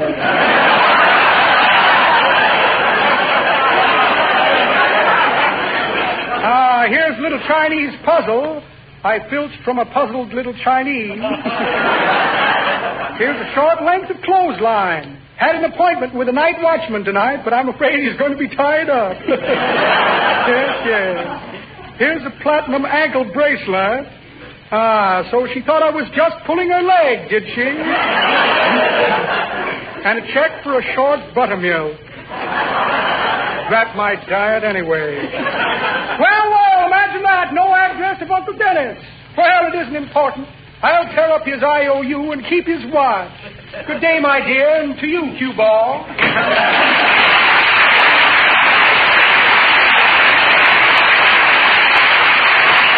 Uncle Dennis seems to be very popular with everybody. Yeah, he's a great guy till you get to know him. Now, listen, you better be careful what you say about him, dearie. He might remember us in his will. His will? The only thing that mug will ever leave behind him is a general feeling of relief. Have he ever saved a nickel? Oh, there, Mrs. McGee. Hello, Fibber. Hello, Mr. Gildersleeves. Where's Denny? Oh. Another beautiful friendship has busted into bloom. If you mean the Uncle Dennis, Mr. Gildersleeves, he's gone home. Oh, that's too bad. Charming fellow, your Uncle Dennis.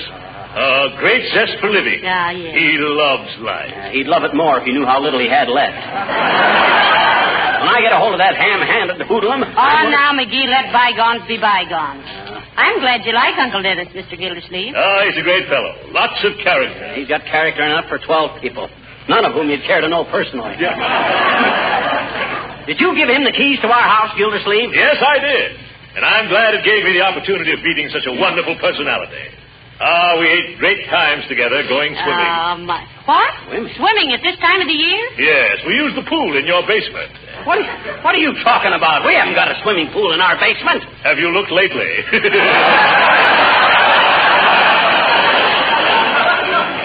Yes. Denny found if you let the laundry tub faucets run for 36 hours, you'd have 5 feet of water down there. We dove off the top of your furnace. That does it. Now I know where to pin the blame. You're responsible for all this damage, Gildersleeve, and I'm going to sue you. Yes, that's so. Yes. That's a lot of balloon juice, McGee, and you know it. Oh, yeah? You can laugh now, Gildersleeve, but wait till I get you into court. They'll fry you in your own fat. You're a hard man, McGee.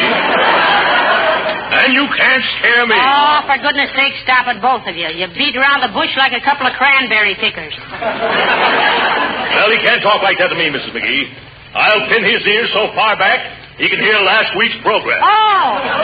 Not that. You make one feeble pass at me, Gildersleeve. You make one pass at me, and I'll hammer you flatter than a hillbilly soprano. Why, you anemic little squirt. You couldn't punch your way out of a wet paper bag. I can punch my way into one, you wet paper bag. Now, listen, what's all this murderous talk? You know very well, McGee, that you and Mr. Gildersleeve will never fight. Oh, no? No. I'm afraid you're in no condition for it, McGee. Don't worry about my condition, Gildersleeve. I'm always in condition.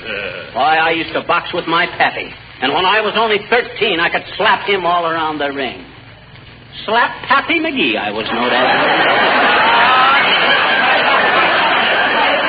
Slap Pappy McGee, the speedy, spunky scrapper of the squared circle, slug and star of the scuffle stadiums who celebrated socks sold out solid sections of seats at Stags and Smokers, sneering at second-string stumble-bums silly enough to seek a set two of the sensation of the century, the Superman of slug and slam. Oh, you leaving, Docky? Yes, I am.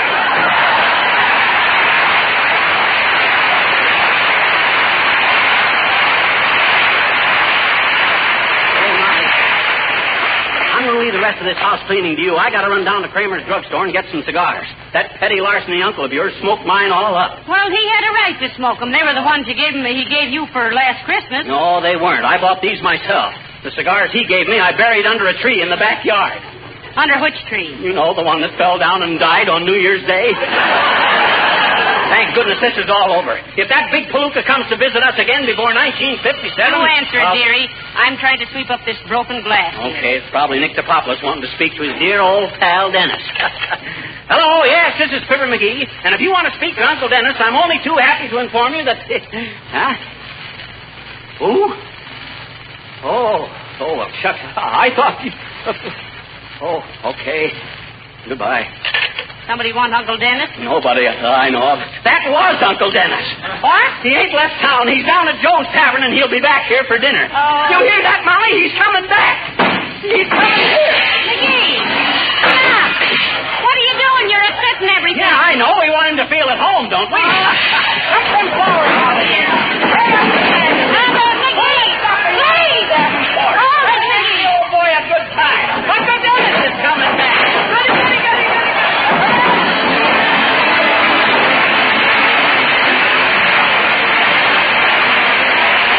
Don't you wish that your linoleum could always stay as bright and colorful as the day you bought it? Well, then, there's one of your wishes that's come true, because linoleum does stay new-looking when it's protected regularly with Johnson's self-polishing glow coat.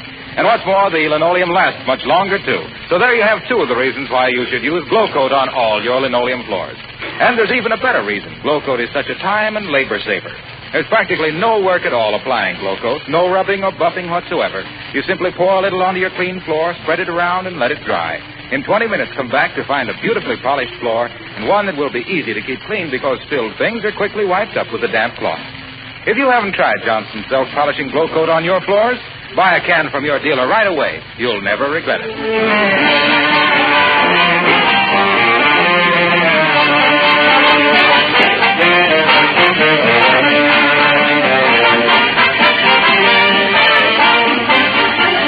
Now, look, dearie. I want you to make an earnest effort to be nice to Uncle Dennis when he comes home. Oh. For my sake, dearie, and for your own, too. I think if you really try, you'll find he's well worth cultivating. Now you're cooking with gas. I'll cultivate him, all right. I'll do better than that. I'll plow him under. Good night. Oh, my. Good night, all.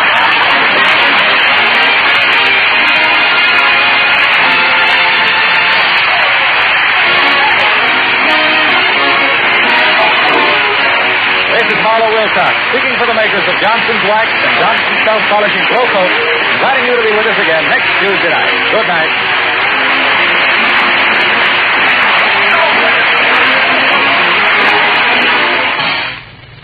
How old is your car? 10 weeks or 10 years? Whichever it is, you'll be glad to know that now you can keep it wax polished with very little work and at small cost.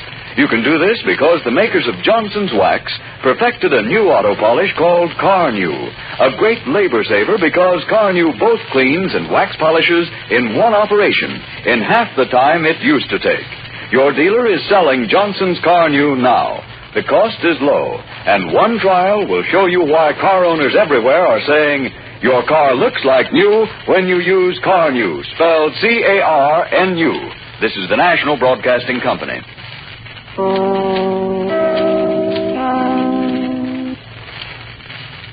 This is Chicago, WMAQ, 9 p.m., BULOVA, Bull of a Watch Time. See the Bull of a Banker, 2475, WMAQ. The Johnson Wax Program.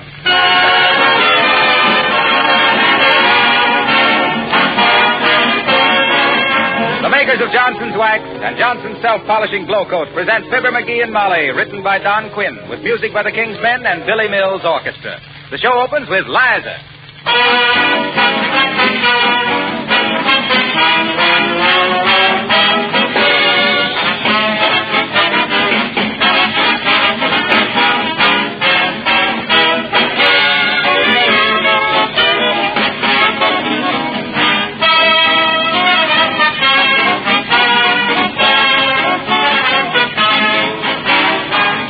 Haven't you often noticed how important floors are in the appearance of a home? It is a fact that mellow, gleaming waxed floors bring out the beauty of everything in the room, adding a rich charm that you can acquire in no other way. Throughout America, there are countless floors that have been made more beautiful every year with genuine Johnson's Wax. Every application of this famous floor wax gives increased protection and beauty. Johnson's Wax gets down into the pores of the wood, seals out dirt, protects the finish against scuffing feet and sharp heels, and does away forever with tiresome floor scrubbing. There are more than 100 labor-saving uses for Johnson's Wax in your home. It protects and beautifies furniture and woodwork, windowsills, parchment lampshades, and leather goods. You'll find these extra uses listed on the familiar red and yellow package of genuine Johnson's Wax.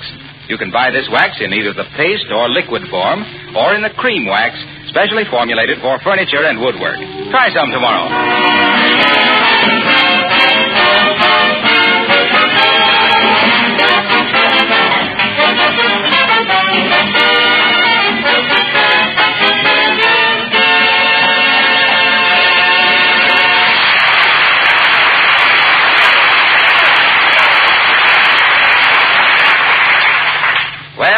National Apple Week has come and gone. So is National Donut Week. But do you know what this is? This is National Gee Whiz, we positively got to make out that Christmas shopping list today for sure week. And here at 79 Wistful Vista, pens in hand, wrinkles in brow, and no ideas in mind, we find Fibber McGee and Molly.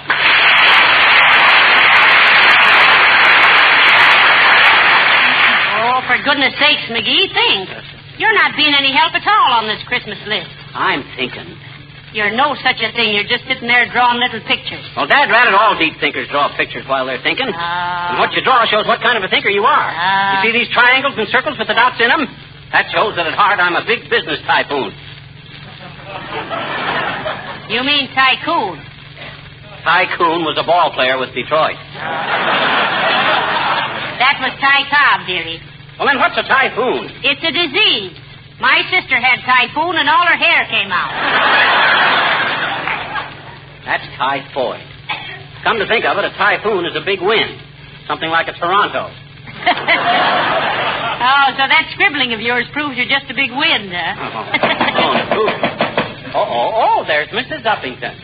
The slice of lemon in the social finger bowl. To see her standing there with her head so high, you'd think she only had one chin. Come in. Don't think she won't. How do you do, Mrs. McGee? And Mr. McGee? I'm so glad you're at home. Would you care to take a few tickets on our Club Woman's raffle? Oh, you're raffling off a club woman? No, thanks, Uppy. I wouldn't know what to do with her if I won.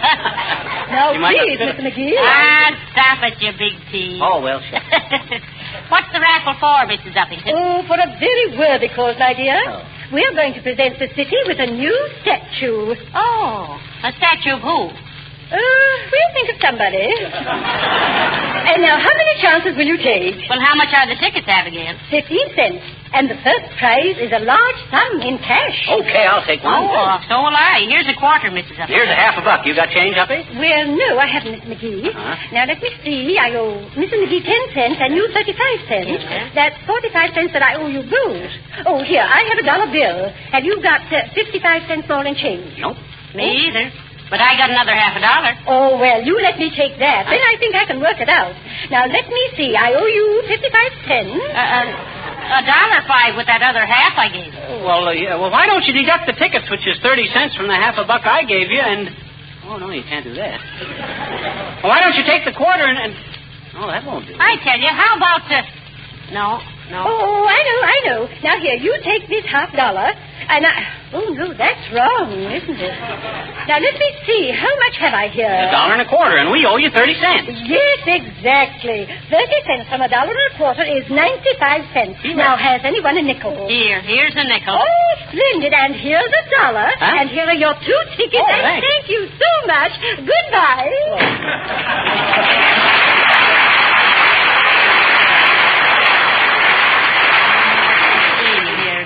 $1.25, 2 tickets for 15 cents. $1.35. Let's see, I gave her a half a buck and she... Hey, somebody got gypped on that deal. Was it us? Well, search me. You ought to know. You're the big business Tyrone. That's typhoon. It is not. A typhoon is a bottle that squirts soda water. That's a siphon. Siphons are snakes. Well, then what's a python? A python is a snake that looks like... Gildersleeves. Hello there, Mrs. McGee. Hello, Fibber. Hi, Bucky. Say, do you mind if I borrow my coal shovel?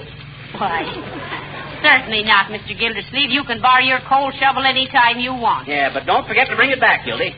Last time you borrowed your coal shovel, you kept it pretty near 2 weeks. I'm awfully sorry about that, McGee. But I paid a lot of money for that coal shovel, and, well, I like to take a look at it now and then. What you want it for? What did you want it for, Mr. Gildersleeve? Well, I wasn't home this morning, and when they delivered my 5 tons of coal, the driver dumped it right on my front lawn. Oh, that's too bad. Yes. I called the coal company, and they said one of the neighbors told them to dump it there. If I ever lay my hands on the long-nosed, interfering, meddlesome fool... Now, wait a minute, Gildersleeve. Be careful what you say about me. So it was you, was it? Was I? McGee, You've ruined my lawn. I've got to shovel 5 tons of coal into the basement. Well... And by George, you're going to help me. Who, me? Yes, you. Gildersleeves, if you ain't the most brazen, high-handed linthead I ever saw. Here I do you a favor by telling the coal men where to put the coal, and then you come barging in here and asking for your coal shovel to put the coal in the basement and demand that I help. Why, that's un-American. I'd refuse to do it, dearie. He can't force you. No. Oh, I can't, eh? No. I'll drag him out there by the scruff of the neck. Who drag who out by what scruff of whose neck? You lay one pinky on me, Gildersleeves, and I'll push your chest back up where it used to be. You will, eh? Why, you little pupstart. I'll shake you till your eyes roll around like a pinball game. Oh, yeah. You big muscle-bound muscle-bound moose. I'll choke you till that foghorn voice of yours sounds like a penny whistle. I'll do worse than that. Molly. Yes, dearie. Take Gildersleeves' name off of that Christmas list. It isn't on. Well, write it on and then scratch it off again. I'll just give somebody else that Daisy air rifle. You're a hard man, McGee.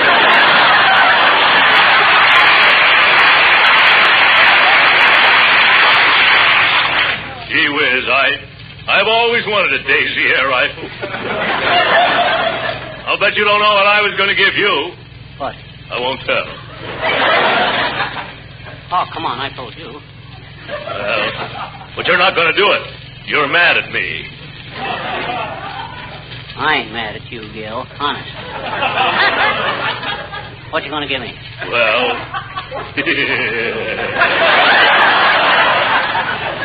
You know how you've always wanted a Boy Scout knife with 6 blades. Oh, boy, a real scout knife, huh? One that's got a thing on it that you can hang it on your belt with? Yes. I give up. Look, Julie, we shouldn't ought to argue like this here. It's too near Christmas. We ought to be full of goodwill and the Christmas spirit, brotherhood, and love for your neighbor and all stuff like that there. I'll help you shovel in your dirty old coal. It isn't just on account of I'm giving you that scout knife. Gildersleeves, that knife never entered my mind. Yeah? For a while there, I thought it was going to enter your throat. Now, if you 2 anthracite athletes are going to shovel that coal, go ahead and do it. Okay. Get your coat and hat, McGee. It's pretty cold out there. Okay. I got an old coat right here in this box. Yeah, well, hurry up.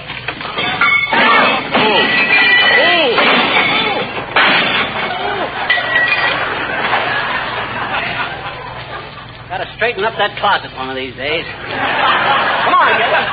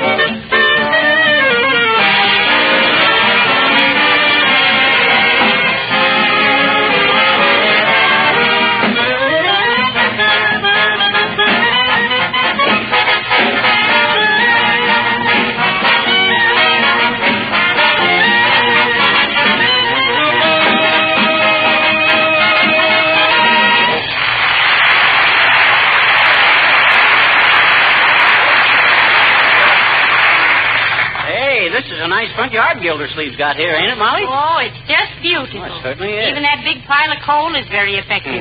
Contrasted with the white snow and all. Hey, what are you 2 talking about? You've seen my front yard 1,000 times. Pipe down, Gildersleeve. We're planting the scene. Oh. Excuse me. Well, get to work, boys. I can hardly wait to see McGee swing that shovel. Don't worry about me. I ain't so bad. Well, hello there, kid. Oh, hi, old timer. Hello there, old Buy some timer. plum pudding for the holidays. Best you ever had. Make it myself. Will it keep? Indefinitely, daughter. Fine. Ask us again next year. Yeah, it's pretty good, Johnny. But that ain't the way I heard it. Did you hear it? The way I heard it. Wait a minute. How about you, Throckmorton? Want to order plum pudding? No, I don't. Good not. The way I heard it, one feller says to t'other feller, say, says, Hey, wait a minute. Either of you folks want to order any mincemeat? Not me. I don't believe so. Okay. One feller says to t'other feller, say, says, I see you're listening to Fibber McGee and Molly. Gonna hear 'em again next week at this time? No, says t'other feller. Not if they're this week next time.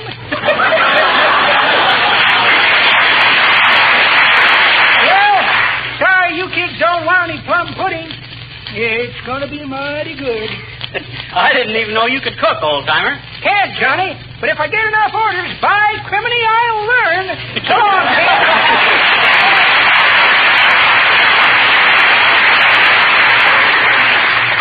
All right, McGee, get busy. You better start it off, Gildy. It's your shovel. Well, we can't rush into this now. Well, now listen. One of you better start, or I'll go back to the house and bring Uncle Dennis over. He'll do it. Oh, no. Get busy, Gildersleeves. Come on, snap in there. All right.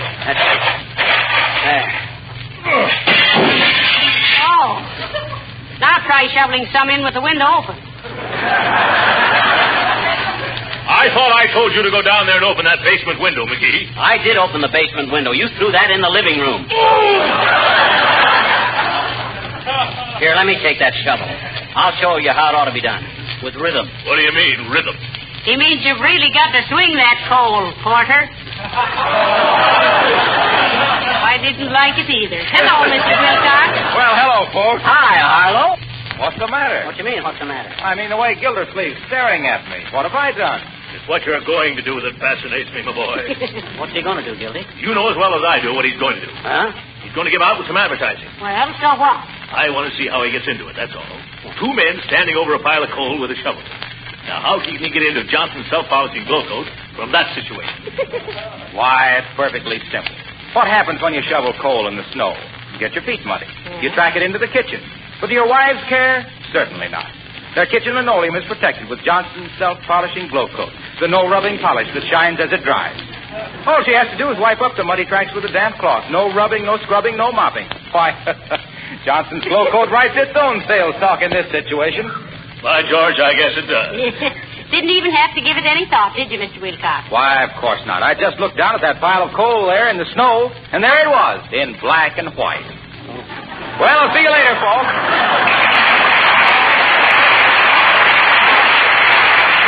Someday, mark my words, that guy's going to get stumped. And you know what'll happen then? No, what? He'll cut the stump up into boards, build a floor, and cover it with linoleum and go on from there.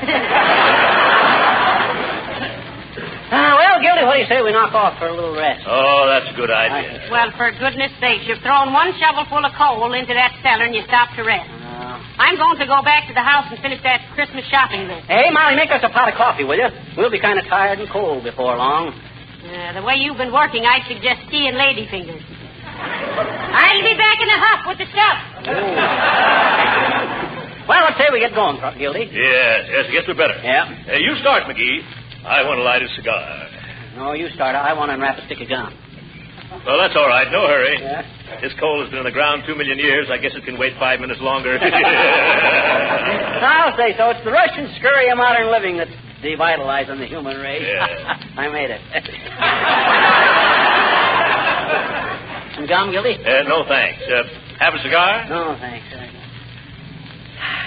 There's nothing harder in the world than shoveling coal, is there? Hi, mister. Hi, Mr. Gildersleeves. Oh, hello, little girl. Hi, sis. Hi. What you doing? Who's what you? We're shoveling this coal into Mr. Gildersleeves' basement, and we're very busy. So you better run along. We got steam heat at our house, I betcha. Well, so have I, little girl. Well, and what you want the coal for? The coal is what makes the steam, sis. Oh. That's right, little girl. How can all that black coal make all that white steam?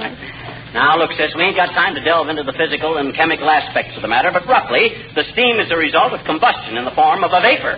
You know what a vapor is? Sure I do, I betcha. We got one on our windshield.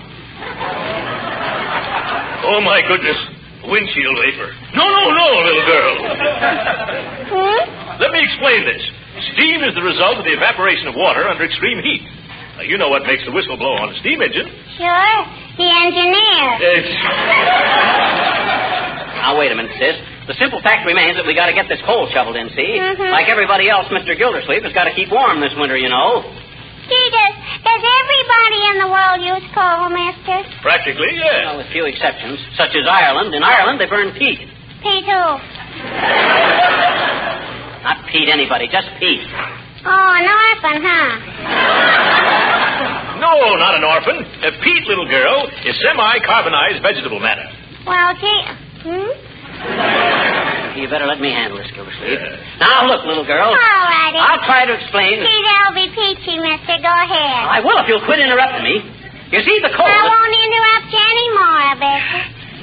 That's fine. Now then, you see... Because interrupting people isn't polite, is it? No, it isn't. Now, for the love of Pete. If you love Pete, why do you burn him? Oh, sure. Take it, Gildy. Okay. Now, look here, little girl. We're very busy, so you run along and play so we can... I can't, I bet you. Not till I give you the message. What message? My daddy went hunting and he brought back a deer. He wants to know if you and Mr. McGee can come over tomorrow night for a vanishing dinner. Oh, you mean a venison dinner, don't you, sis? Do I? Sure. Okay. You tell your father we'll be delighted to come, little girl. Tell him that for me, too, sis. This is the first we ever been invited to your house. Yes, first time for me also. I know it. Papa said he couldn't resist the opportunity, I bet you. What opportunity? This is just a venison dinner, isn't it? Sure, but he said he could hardly wait to see you two passing the buck to each other at close range.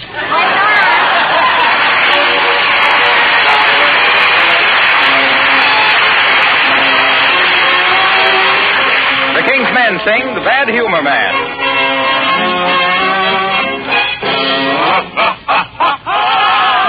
Hey, little kitties, do you hear that noise? Better fly, better fly, better fly. Here comes the enemy of girls and boys. What a guy, what a guy, what a guy. Hear his bell, hear him yell. Drop your philosophies and drop your toys and run pell-mell. Ting-a-ling, ting-a-ling, ting-a-ling. It's the Bad Humor Man. Ting-a-ling, ting-a-ling, ting-a-ling. With a frown on his pan. Oh, he hates his job and he hates his beat. He hates everyone on the street. So he sings ting-a-ling, ting-a-ling as he goes on his way. With his wagon rumbling, he keeps grumbling. Gee, it's an awful day.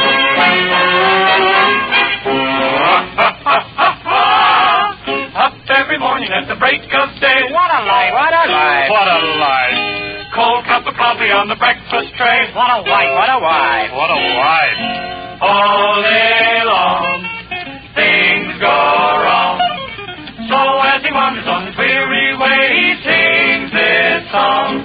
Ting-a-ling, ting-a-ling, ting-a-ling. I'm the Bad Humor Man. Ting-a-ling, ting-a-ling, ting-a-ling. I got a frown on my pan.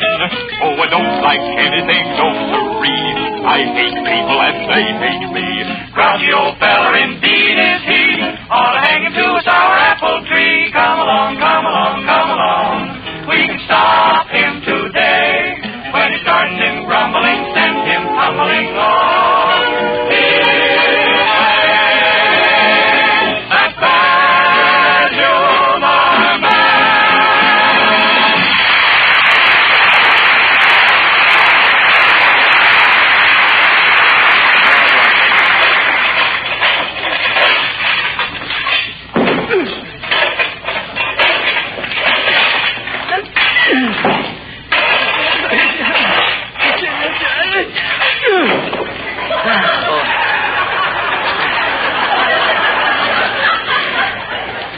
just as grimy, but are you as groggy as I am, Gildersleeves?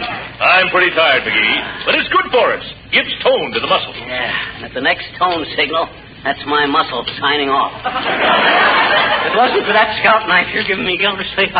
Oh, here comes Molly with a hot coffee. Welcome, Mrs. McGee, welcome. Well. Which one of you boys is Amos? Yes. Now, don't twit us, Molly. We're all wore out. Oh, that's too bad. Yeah. Will Mammy's little cold black rose have a mug of jabbing? Yeah, thanks.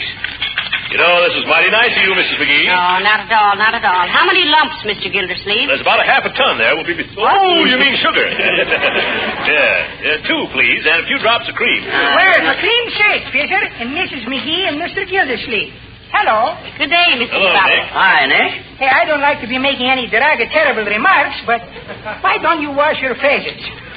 My goodness, I didn't know you could get so dirty on the radio. Well, you can't shovel coal without getting a little grimy, Nick. Too bad you weren't here a couple of hours ago, Mr. DePopoulos. You could have helped him. Oh, not me, Choopy. It's too strenuous for me. My doctor says I must not do any violent exercises.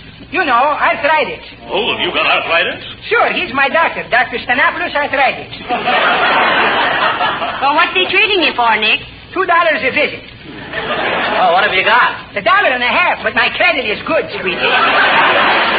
Now, this isn't getting us any place. Where do you want to get, Choopy? My car is right around the corner. No, it's just an expression, Mr. DePopoulos. I'm not going anywhere. I'm waiting to see these 2 chevaliers get the rest of that coal in. We just stopped for a breathing spell, Mrs. McGee. Yeah, you don't mind if we breathe, do you? I don't care if you have bell-bottom pants. But I wish you'd get through and clean yourself up. Me too, Choopy. I think they are disgraceful to the neighborhood. You know what I would do if I was shoveling all that coal? What would you do? I wouldn't do it. Well, I'd better be getting along, and don't forget, we want you all to come over to our house for Thanksgiving. Thanksgiving? Hey, that's 11 months and 2 weeks away. We can wait. So long now.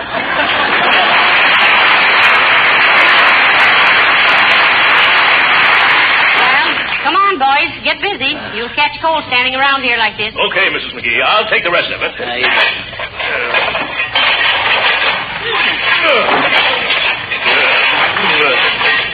Nice going, Gildersleeves.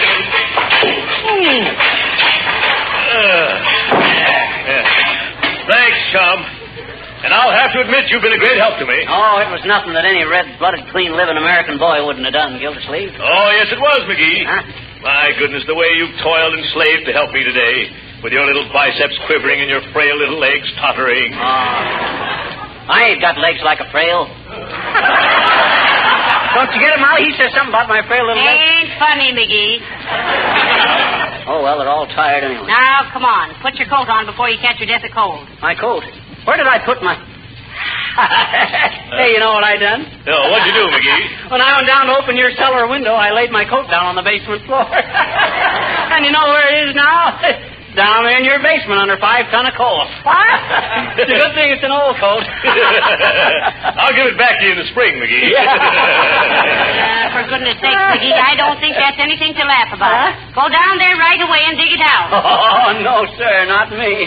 I'm all wore out now. I would... Mr. McGee. Huh? Oh, Mr. McGee, I have wonderful news for you. What is it, Mrs. Uppington? You won first prize on our raffle. What? Well, that's wonderful. I won first prize? Yes, on you the... did. Now, give me the ticket, Mr. McGee, and I'll give you the prize right now. The tickets? Yes, the raffle tickets, McGee. Where are they? Why, hey, I left them tickets in my coat pocket, and my coat is down under the... Oh, no. No. I wouldn't shovel 5 ton of coal again for $100. Oh, but Mr. McGee, the prize is $100. What? Yes. It is? Give me that shovel, Gildersleeves, and get out of my way. What are you going to do? I'm going to shovel 5 tons of coal again for $100. Come on.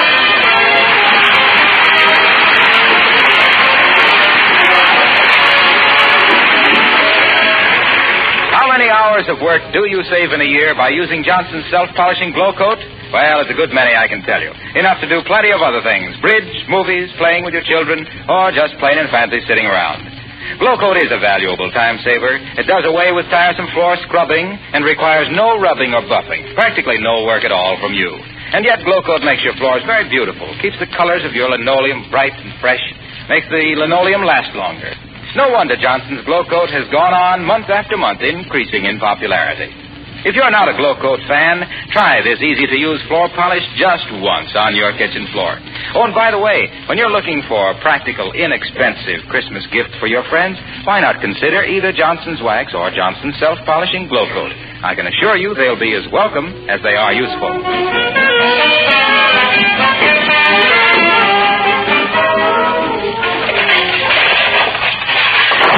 I had tons of coal. Measly $100. Really made a very nice coat. Like this. Look at these calluses.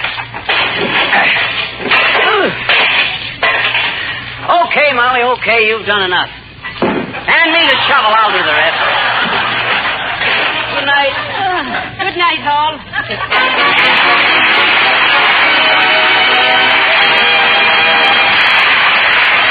This is Harlow Wilcox, speaking for the makers of Johnson's Wax and Johnson's Self-Polishing Glow Coat, inviting you to be with us again next Tuesday night. Good night.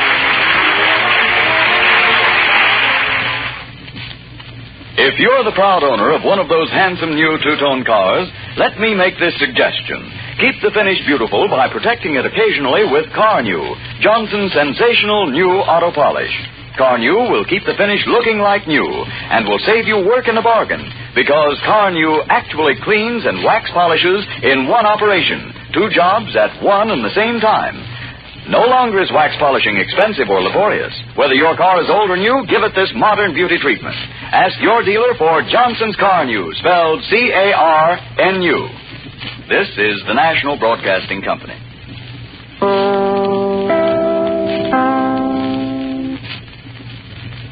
This is Chicago WMAQ. The Johnson Wax Program with Fibber McGee and Molly.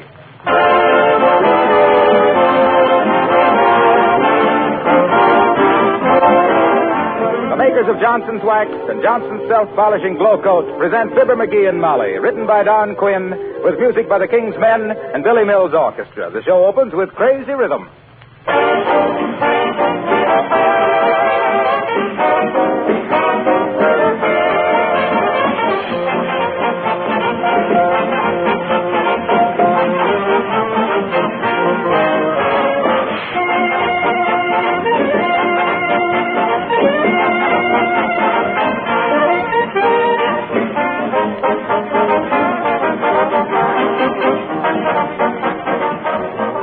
During the coming holiday season, there's probably going to be more activity than usual around your home. There'll be more wear and tear on your floors, especially in the kitchen. If those floors are protected with Johnson's Self-Polishing Glow Coat, you won't have to worry about them at all. If you're not using Glow Coat now, this would be an excellent time to try it.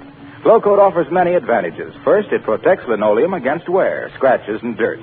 Cleaning is easier because spilled things are quickly wiped up with a damp cloth. Second, Glow Coat makes linoleum floors more beautiful, gives them a gleaming polish that keeps the colors fresh and bright. Third, it makes the linoleum last longer. And fourth, it's a wonderful time and labor saver. Johnson's Glow Coat is self-polishing. It needs no rubbing or buffing. You simply apply and let dry. In 20 minutes, your floors shine with new beauty. Be sure Johnson's Glow Coat is on your next shopping list.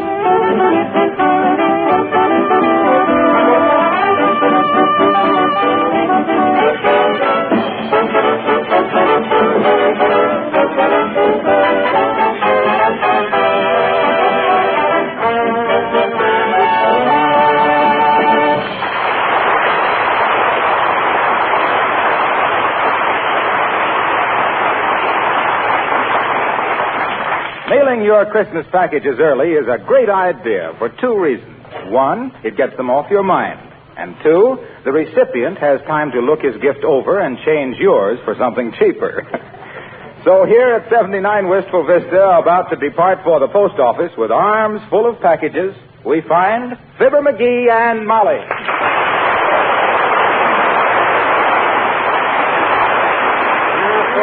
Wait a minute, dearie. Let's be sure we got everything. Okay. Here's the one for Aunt Beth. Yeah. One for Uncle Dennis. We don't have to mail that. He'll be with us over Christmas. He's going to be with us here for Christmas? Sure. Oh, happy Yuletide. McGee, don't be like that. Where's your Christmas spirit? I had it up on my closet shelf, and Uncle Dennis found it, and... McGee! That's enough of that. Yeah, would have been enough for me, but that guy is so thirsty. Please, let's not discuss Uncle Dennis anymore. Okay. Hey, why don't we go down to the post office after supper instead of now? Might be less of a crowd down there. I don't know if they're open that late. Oh, I'll see. Hand me that phone. Thanks. Hello, operator. Give me the post office. Oh, is that you, Mert? How's everything, Mert? Says, eh? What's say, Mert? Your 17-year-old sister. Had her face lifted. Oh, heavenly days. What'd she do that for? She couldn't help it. She bought a false face for a New Year's party, and somebody swiped it. What's say, Mert? Yes, it laid there.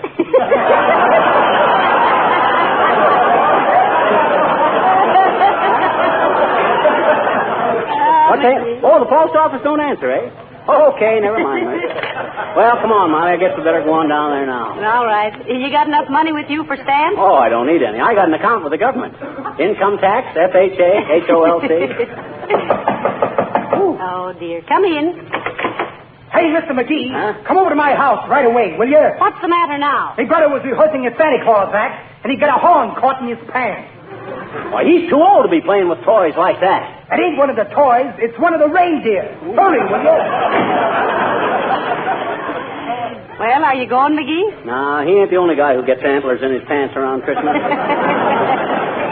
Now, let's see. You take those 4 packages there, and I'll carry these cups. Hey, what's in this big one here? Which one? This one. Oh, that? Uh-huh. Why, that's a new aluminum baking dish I got for Aunt Sarah. Oh, a camisole, eh? No, you mean casserole, dearie. I do not. Casserole is medicine. Go on. That's castor oil. Well, then what's a camisole? Well, a camisole is the... Well, it's a sort of a... Uh-huh. You see? So it is something you cook in. Well, it could be in hot weather. Well, anyway, I bet that's a good... No, we'll never get to the post office if people keep coming in like this. See who it is, dearie. Hey, it's Gildersleeves. Oh. With an armful of Christmas presents and a big smile on his face. Oh, dear. Must be bringing us our presents. Oh, and I haven't got his wrapped up yet. Well, oh, well. Come in, come in, come in. Well, hello, Mr. Gildersleeve. How nice to see you. Hi, Gildy, old man. You're looking well. A new suit? Why, no, this is the same suit I always wear. Well, it certainly looks nice. Have a chair, Mr. Gildersleeve. Have a cigar, too. Yeah, no thanks. I just dropped in. How is dear Mrs. Gildersleeve? Why, she's splendid, thank you. But the reason I came over... I was just saying to Molly. Molly, I says, we got to do something nice for Gildersleeve this Christmas. He's been a mighty fine neighbor, I says. And I says, yes, McGee, I says, he's been so nice to us, I says. Though I hope he doesn't give us anything. Well, I'm glad you feel that way about it, Mrs. McGee, because I'm not giving you anything. That is the same old suit you got on, ain't it?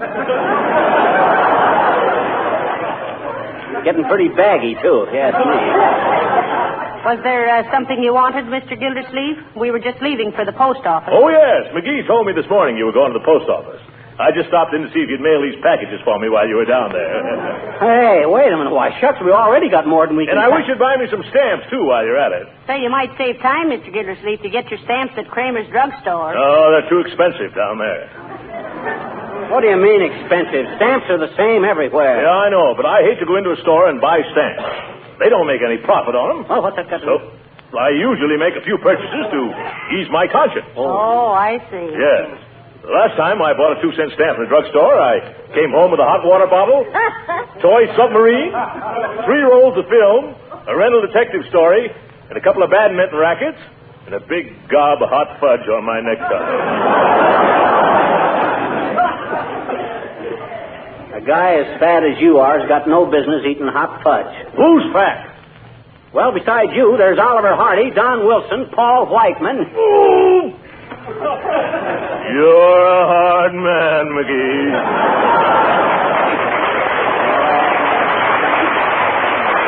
Now, let's not get into any argument, boys. We'll get your stamps for you, Mr. Gildersleeve. What kind do you want? Well, I want 2 sheets of 5s, 4 sheets of 1s, 1 sheet of 2s, and 3 sheets of 4s. spit out your gum and do it again, Gilbert. Well, all right. I want 3 sheets of 2s, 2 of 3s, 4 of 5s, and 5s of 4s. How about 6 of 1s and half a dozen of the others? Gildersleeves, they don't make any 4-cent stamps. Oh, yes, they do. They do not. They do, too. They do not. They do not. No! Boy, stop fussing. Well, if I knew as little about my own government as this big chowderhead. Don't you call me a chowderhead, you little termite. Gildersleeve, one of these days you're going to exonerate me too far. And I still say they don't make any 4-cent stamps. How do you know? Because I used to work in the post office, that's how I know. Is that so? Yes, that's so. Well, I started working in the post office when I was knee-high to a mailbox. He did. I had charge of the branch in the Savoy Hotel. Stamping at the Savoy McGee, I was known as. Stamping at the Savoy McGee. Slick as silk and strong as Samson at slamming a sack of circular single-handed on a schooner sailing to the South Seas or a streamliner scheduled to scoop to Sioux City. Celebrated as a salary-saving super salesman by selling scores of 6-cent stamps to sentimental sailors, sending souvenirs to Sweeties in Samoa, Siam, Ceylon, San Salvador, and similar scattered seaports. Smiling and singing as I stamped and sealed stuff from city to city and state to state. A solid civil servant serving citizens and scamps. Well, let's get down to the post office and buy this Luxon stamp.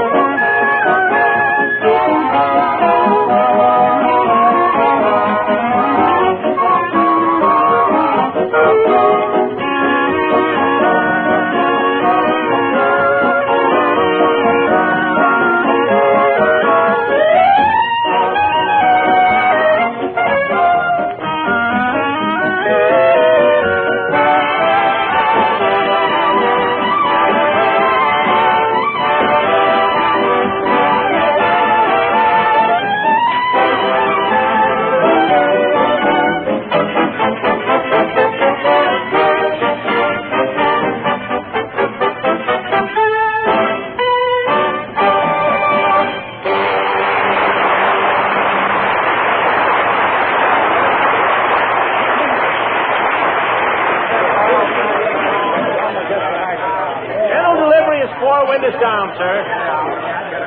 Where can I find the postal savings department? Boy, these packages are getting heavy, Molly. I'll sure be glad to unload them. Well, we won't unload them very quick, dearie. Huh? Look at the long lines in front of the windows. Oh, boy. Hey, folks, you mind if we squeeze in here? We got an important engagement we'd like to get to. Who do you think you are, anyway? Wait in line like the rest of us. Maybe we better go to the end of the line, Molly. It's more democratic. McGee, do you realize how many people are ahead of us in this line? Huh? 73. And a good thing, too. Keeps them off the streets. McGee. Huh? This man standing in front of me. Huh? I wish he'd turn around and face the way everybody else is. He's got a blank look on his face that bothers me somehow. I'll move aside a little. I can't see over these packages. You see him there? Oh, that ain't his face.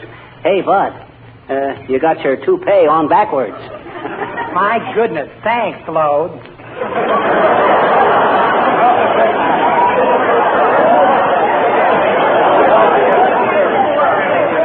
Oh, look, McGee, here comes Mrs. Uppington. Mrs. Uppington? What's she doing in a post office? Don't she know these places are infested with common people? I see she brought her Pekingese along to lick the stamps for her. Oh, how do you do, Mrs. Uppington? So nice to see you. Oh, how do you do, Mrs. McGee? And Mr. McGee? Hi, Uppy. Hi, puppy. Good heavens, what a lot of people. Do you have to stand in line like that? Don't you know anyone in an executive position who would take care of you? Well, me and Jim Farley was great pals, Uppy, but Jim don't work here anymore, and I don't know the new guy. Besides, we're no better than anyone else. I think, my dear, as the saying goes, you have something there. Mailing your Christmas packages. Oh, no. No, we just brought them down here to see if they were wrapped up as pretty as other people. Say, while we're kicking the basket around, Abigail, what's the idea of bringing that dime-sized Doberman in here? Oh, you mean Fifi? Fifi. Isn't she sweet? Another little darling. Oh, sure. Say hello to Mr. and Mrs. McGee, Fifi. Wonderful, ain't it, Molly? I always wondered how you said hello in Pekingese. Oh, hasn't she a sweet little face? Such bright eyes and such animation. You know, sometimes I could almost believe she was laughing at me. Well, if she's really intelligent, how could she help it? She is very intelligent, Mrs. McGee. Her mother was champion Floradora, Conquistadora Brownie, the tips of Philadelphia. Oh. And who was her father? Or am I putting Fifi on the spot? I knew she was either from Philadelphia or New York, Uppy. She's got that metropolitan look. Thank you, Mr. McGee. Don't thank him for that one. I still don't know why you should bring her into the post office, Mrs. Uppington, when everything is so busy. Oh, well, I wanted her to mix with the crowds, Mrs. McGee, to give her some real holiday atmosphere. This is Fifi's first Christmas, you know. Isn't it, Fifi? She muffed that one, Uppy. She said hello again. Well, if she did, she must have had a very good reason for it. Oh. Fifi is a very intelligent dog and very valuable, too. She's worth at least $2,000. $2,000? What do you mean, $2,000? Why, shucks, that's more than I'm worth. Well, some dogs are worth more than others.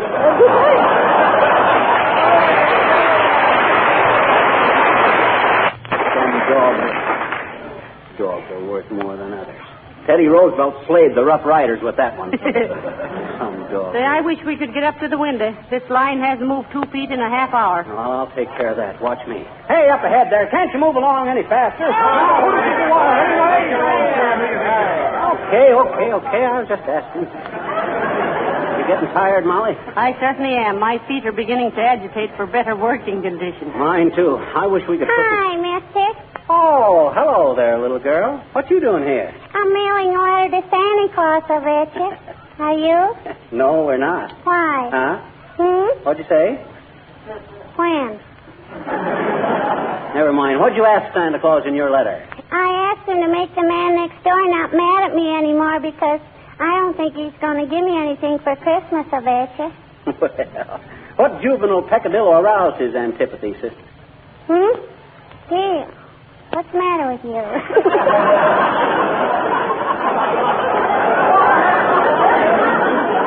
Pardon me, mister. Pardon. I said, what'd you do that made the man next door mad at you? Last summer, I went in his backyard and I picked some of his permission. Some of his what? Permission. You know, it's a kind of a fruit that makes the picker pucker. Oh, I see what you mean. Well, why didn't you ask him if you could pick them? Well, I was afraid he wouldn't give his persimmon. You mean his permission? No, I picked his permissions. Look, sis, you don't pick permissions. You give persimmons. You persnip. Let's start over again and make it pears. All righty. Grizzly pears or teddy pears? So you're mailing a letter to Santa Claus, are you? Sure. You see, here it is. Oh, say, that's pretty good handwriting, sis. I know it. Don't tell me you wrote that. No, my papa wrote it. I always ask him to write my Santa Claus letter. Cute. That's a very good idea. Sure it is, I bet you. All us kids do that because our papas all believe in Santa Claus. Oh, they do, eh? Sure. So why should we tell them any different if it makes them happy? Come on, mister.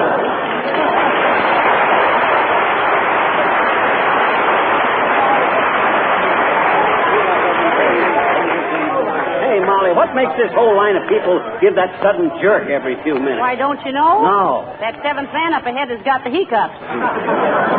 Oh, I gotta say. Hi there, Fibber. Hello, Molly. Hello, Mr. Wilcox. Hi, Harlow. Hey, take my place in this line a while, will you? I want to go sit down someplace for a while. Me too. Gee, I'm sorry, folks. I'd like to, but I haven't got time. I just dashed in here to mail some special orders to Racine, Wisconsin. What do you mean by special orders? Says he with a sly twinkle in his eye.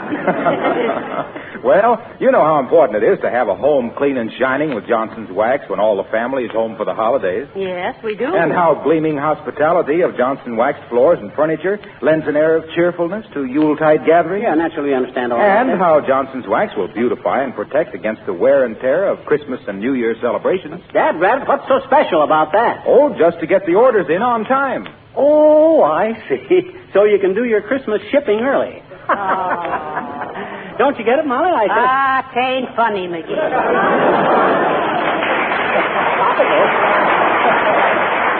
You are Christmas shipping early. Yeah. That's pure golden bantam for my money. Yeah, the only difference between Fibber and a corn crib is that you can hear the corn through his crack. I'll see you later, folks.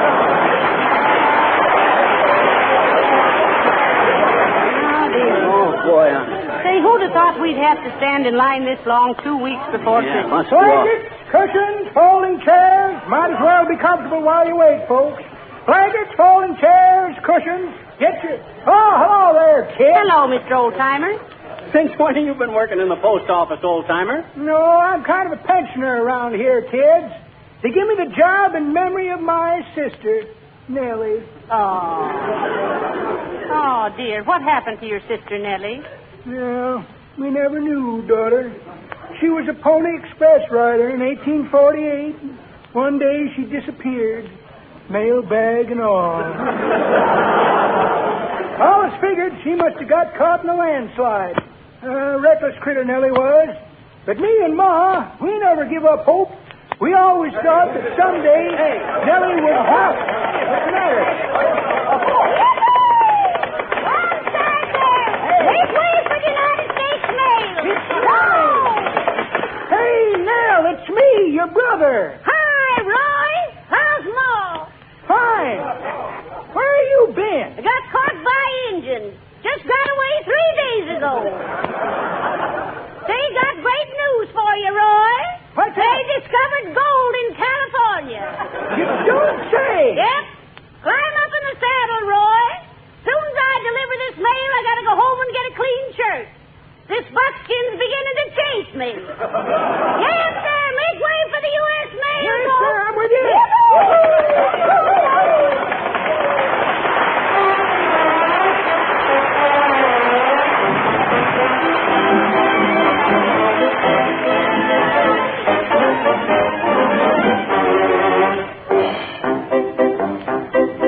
The King's Men sing Hilda.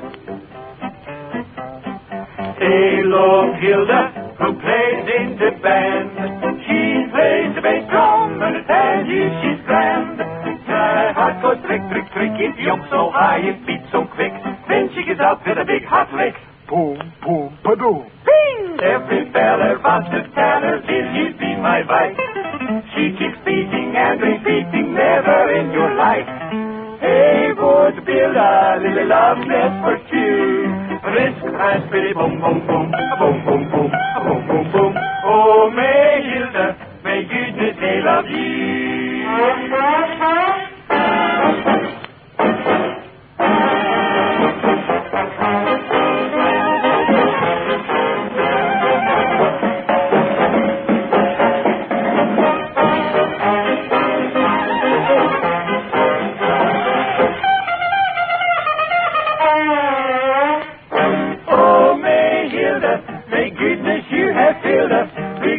Heart with gladness, it's your ending vein. And until the day you say a bill, the nights are filled with sadness. Tell me, fading pale. A Lord Hilda, who plays in the band. She plays the bass drum, and I tell you she's grand. My heart goes prick, prick, prick. It jumps so high, it beats so quick. Then she gets up with a big hot lick. Every feller wants to tell her, will you be my wife? She keeps beating and repeating, never in your life. They would build a little love nest for two. Risk, raspberry, boom, boom, boom, just for two. Risk, raspberry, boom, boom, boom, boom, boom, boom, boom, boom, boom. Oh, my Hilda, McGee says they love you.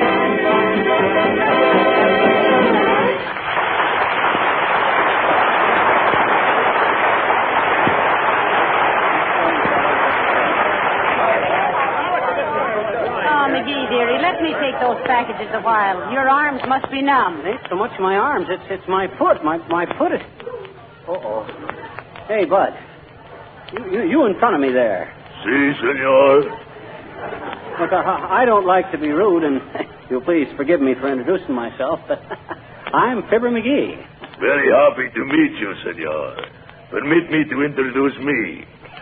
I am Pedro Gonzalez Gomez Vargas Pereira de Feria. Hi, Pete.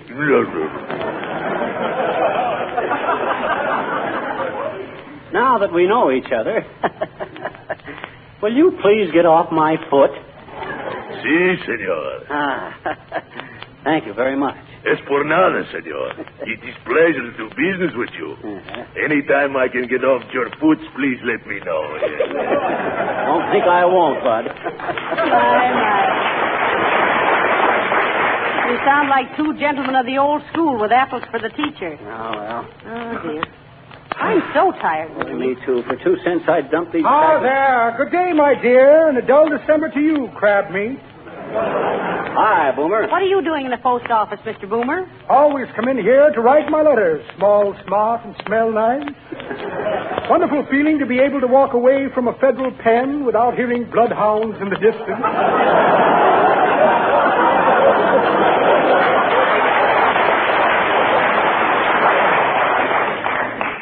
I hope you're writing your dear old mother a Christmas letter, Mr. Boomer. Exactly what I am doing, my dear.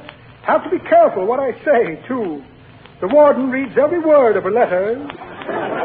Let me see now. What did I do with Mother's letter? Like to read it to you. Ah, never mind, Boomer. We're too tired to... Now, let me see. Where did I put Mother's letter? Had it right here a moment ago. Here's the short end of an exploded cigar. Just the butt of an old joke, you might say. Invitation to a New England boiled dinner. Ought to be interesting. Never been boiled at a New England dinner. Never mind looking, Mr. Boomer. We're in no mood. Ah, what's this? Pair of cellophane gloves. Very handy to let your left hand know what your right hand is doing. Couple of diamond shoulder clips I picked up as I shouldered my way out of a clip joint. And a check. Well, imagine that, a check. Made out to a man named Mortispan. Mortispan, M-O-R-T-I. Excuse me while I go practice the signature. Good day, my dear. Good day to you.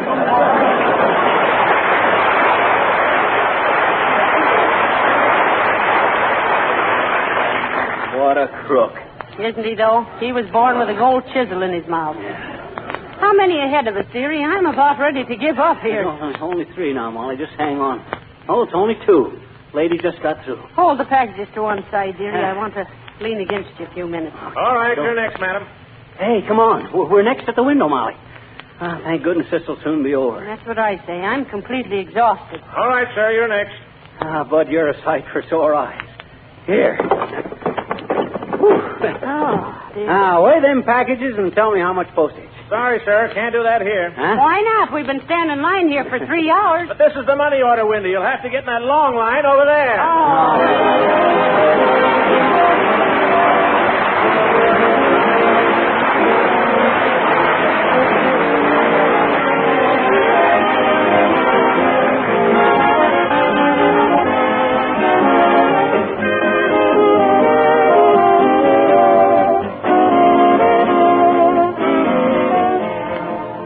Fibber and Molly will be back in just a moment. Well, these certainly are busy times for all of us. There are so many more things to do than we can possibly squeeze into every 24 hours. That's probably one reason why so many women sing the praises of Johnson's self-polishing Glow Coat, the floor polisher that saves them so many hours of work. With Glow Coat, the care of floors, especially linoleum surfaces, is remarkably simple. There's practically no work to it at all. Just pour a little Glow Coat onto your clean floor, spread it around, and let it dry. Come back in 20 minutes to find a sparkling surface, colors bright and cheerful, protected against scratches and dirt. And Glow Coat will greatly lengthen the life of your linoleum, too. Ask your dealer for Johnson's Glow Coat in the familiar red and yellow can. And by the way, when you're making up your Christmas list, don't forget that either Glow Coat or Johnson's Wax makes a very useful and welcome gift for a friend.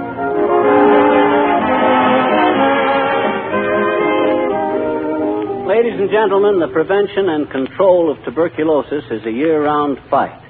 But only at Christmas time are you asked for financial support and encouragement. That's right. So be sure your letters and packages are decorated with Christmas seals. Thank you, and good night. Good night, all.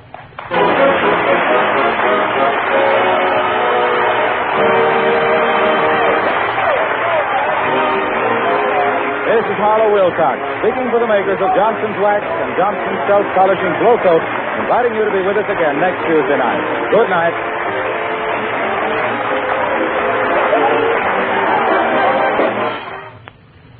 Would you rather drive a dull, dingy car or a sparkling, shiny one?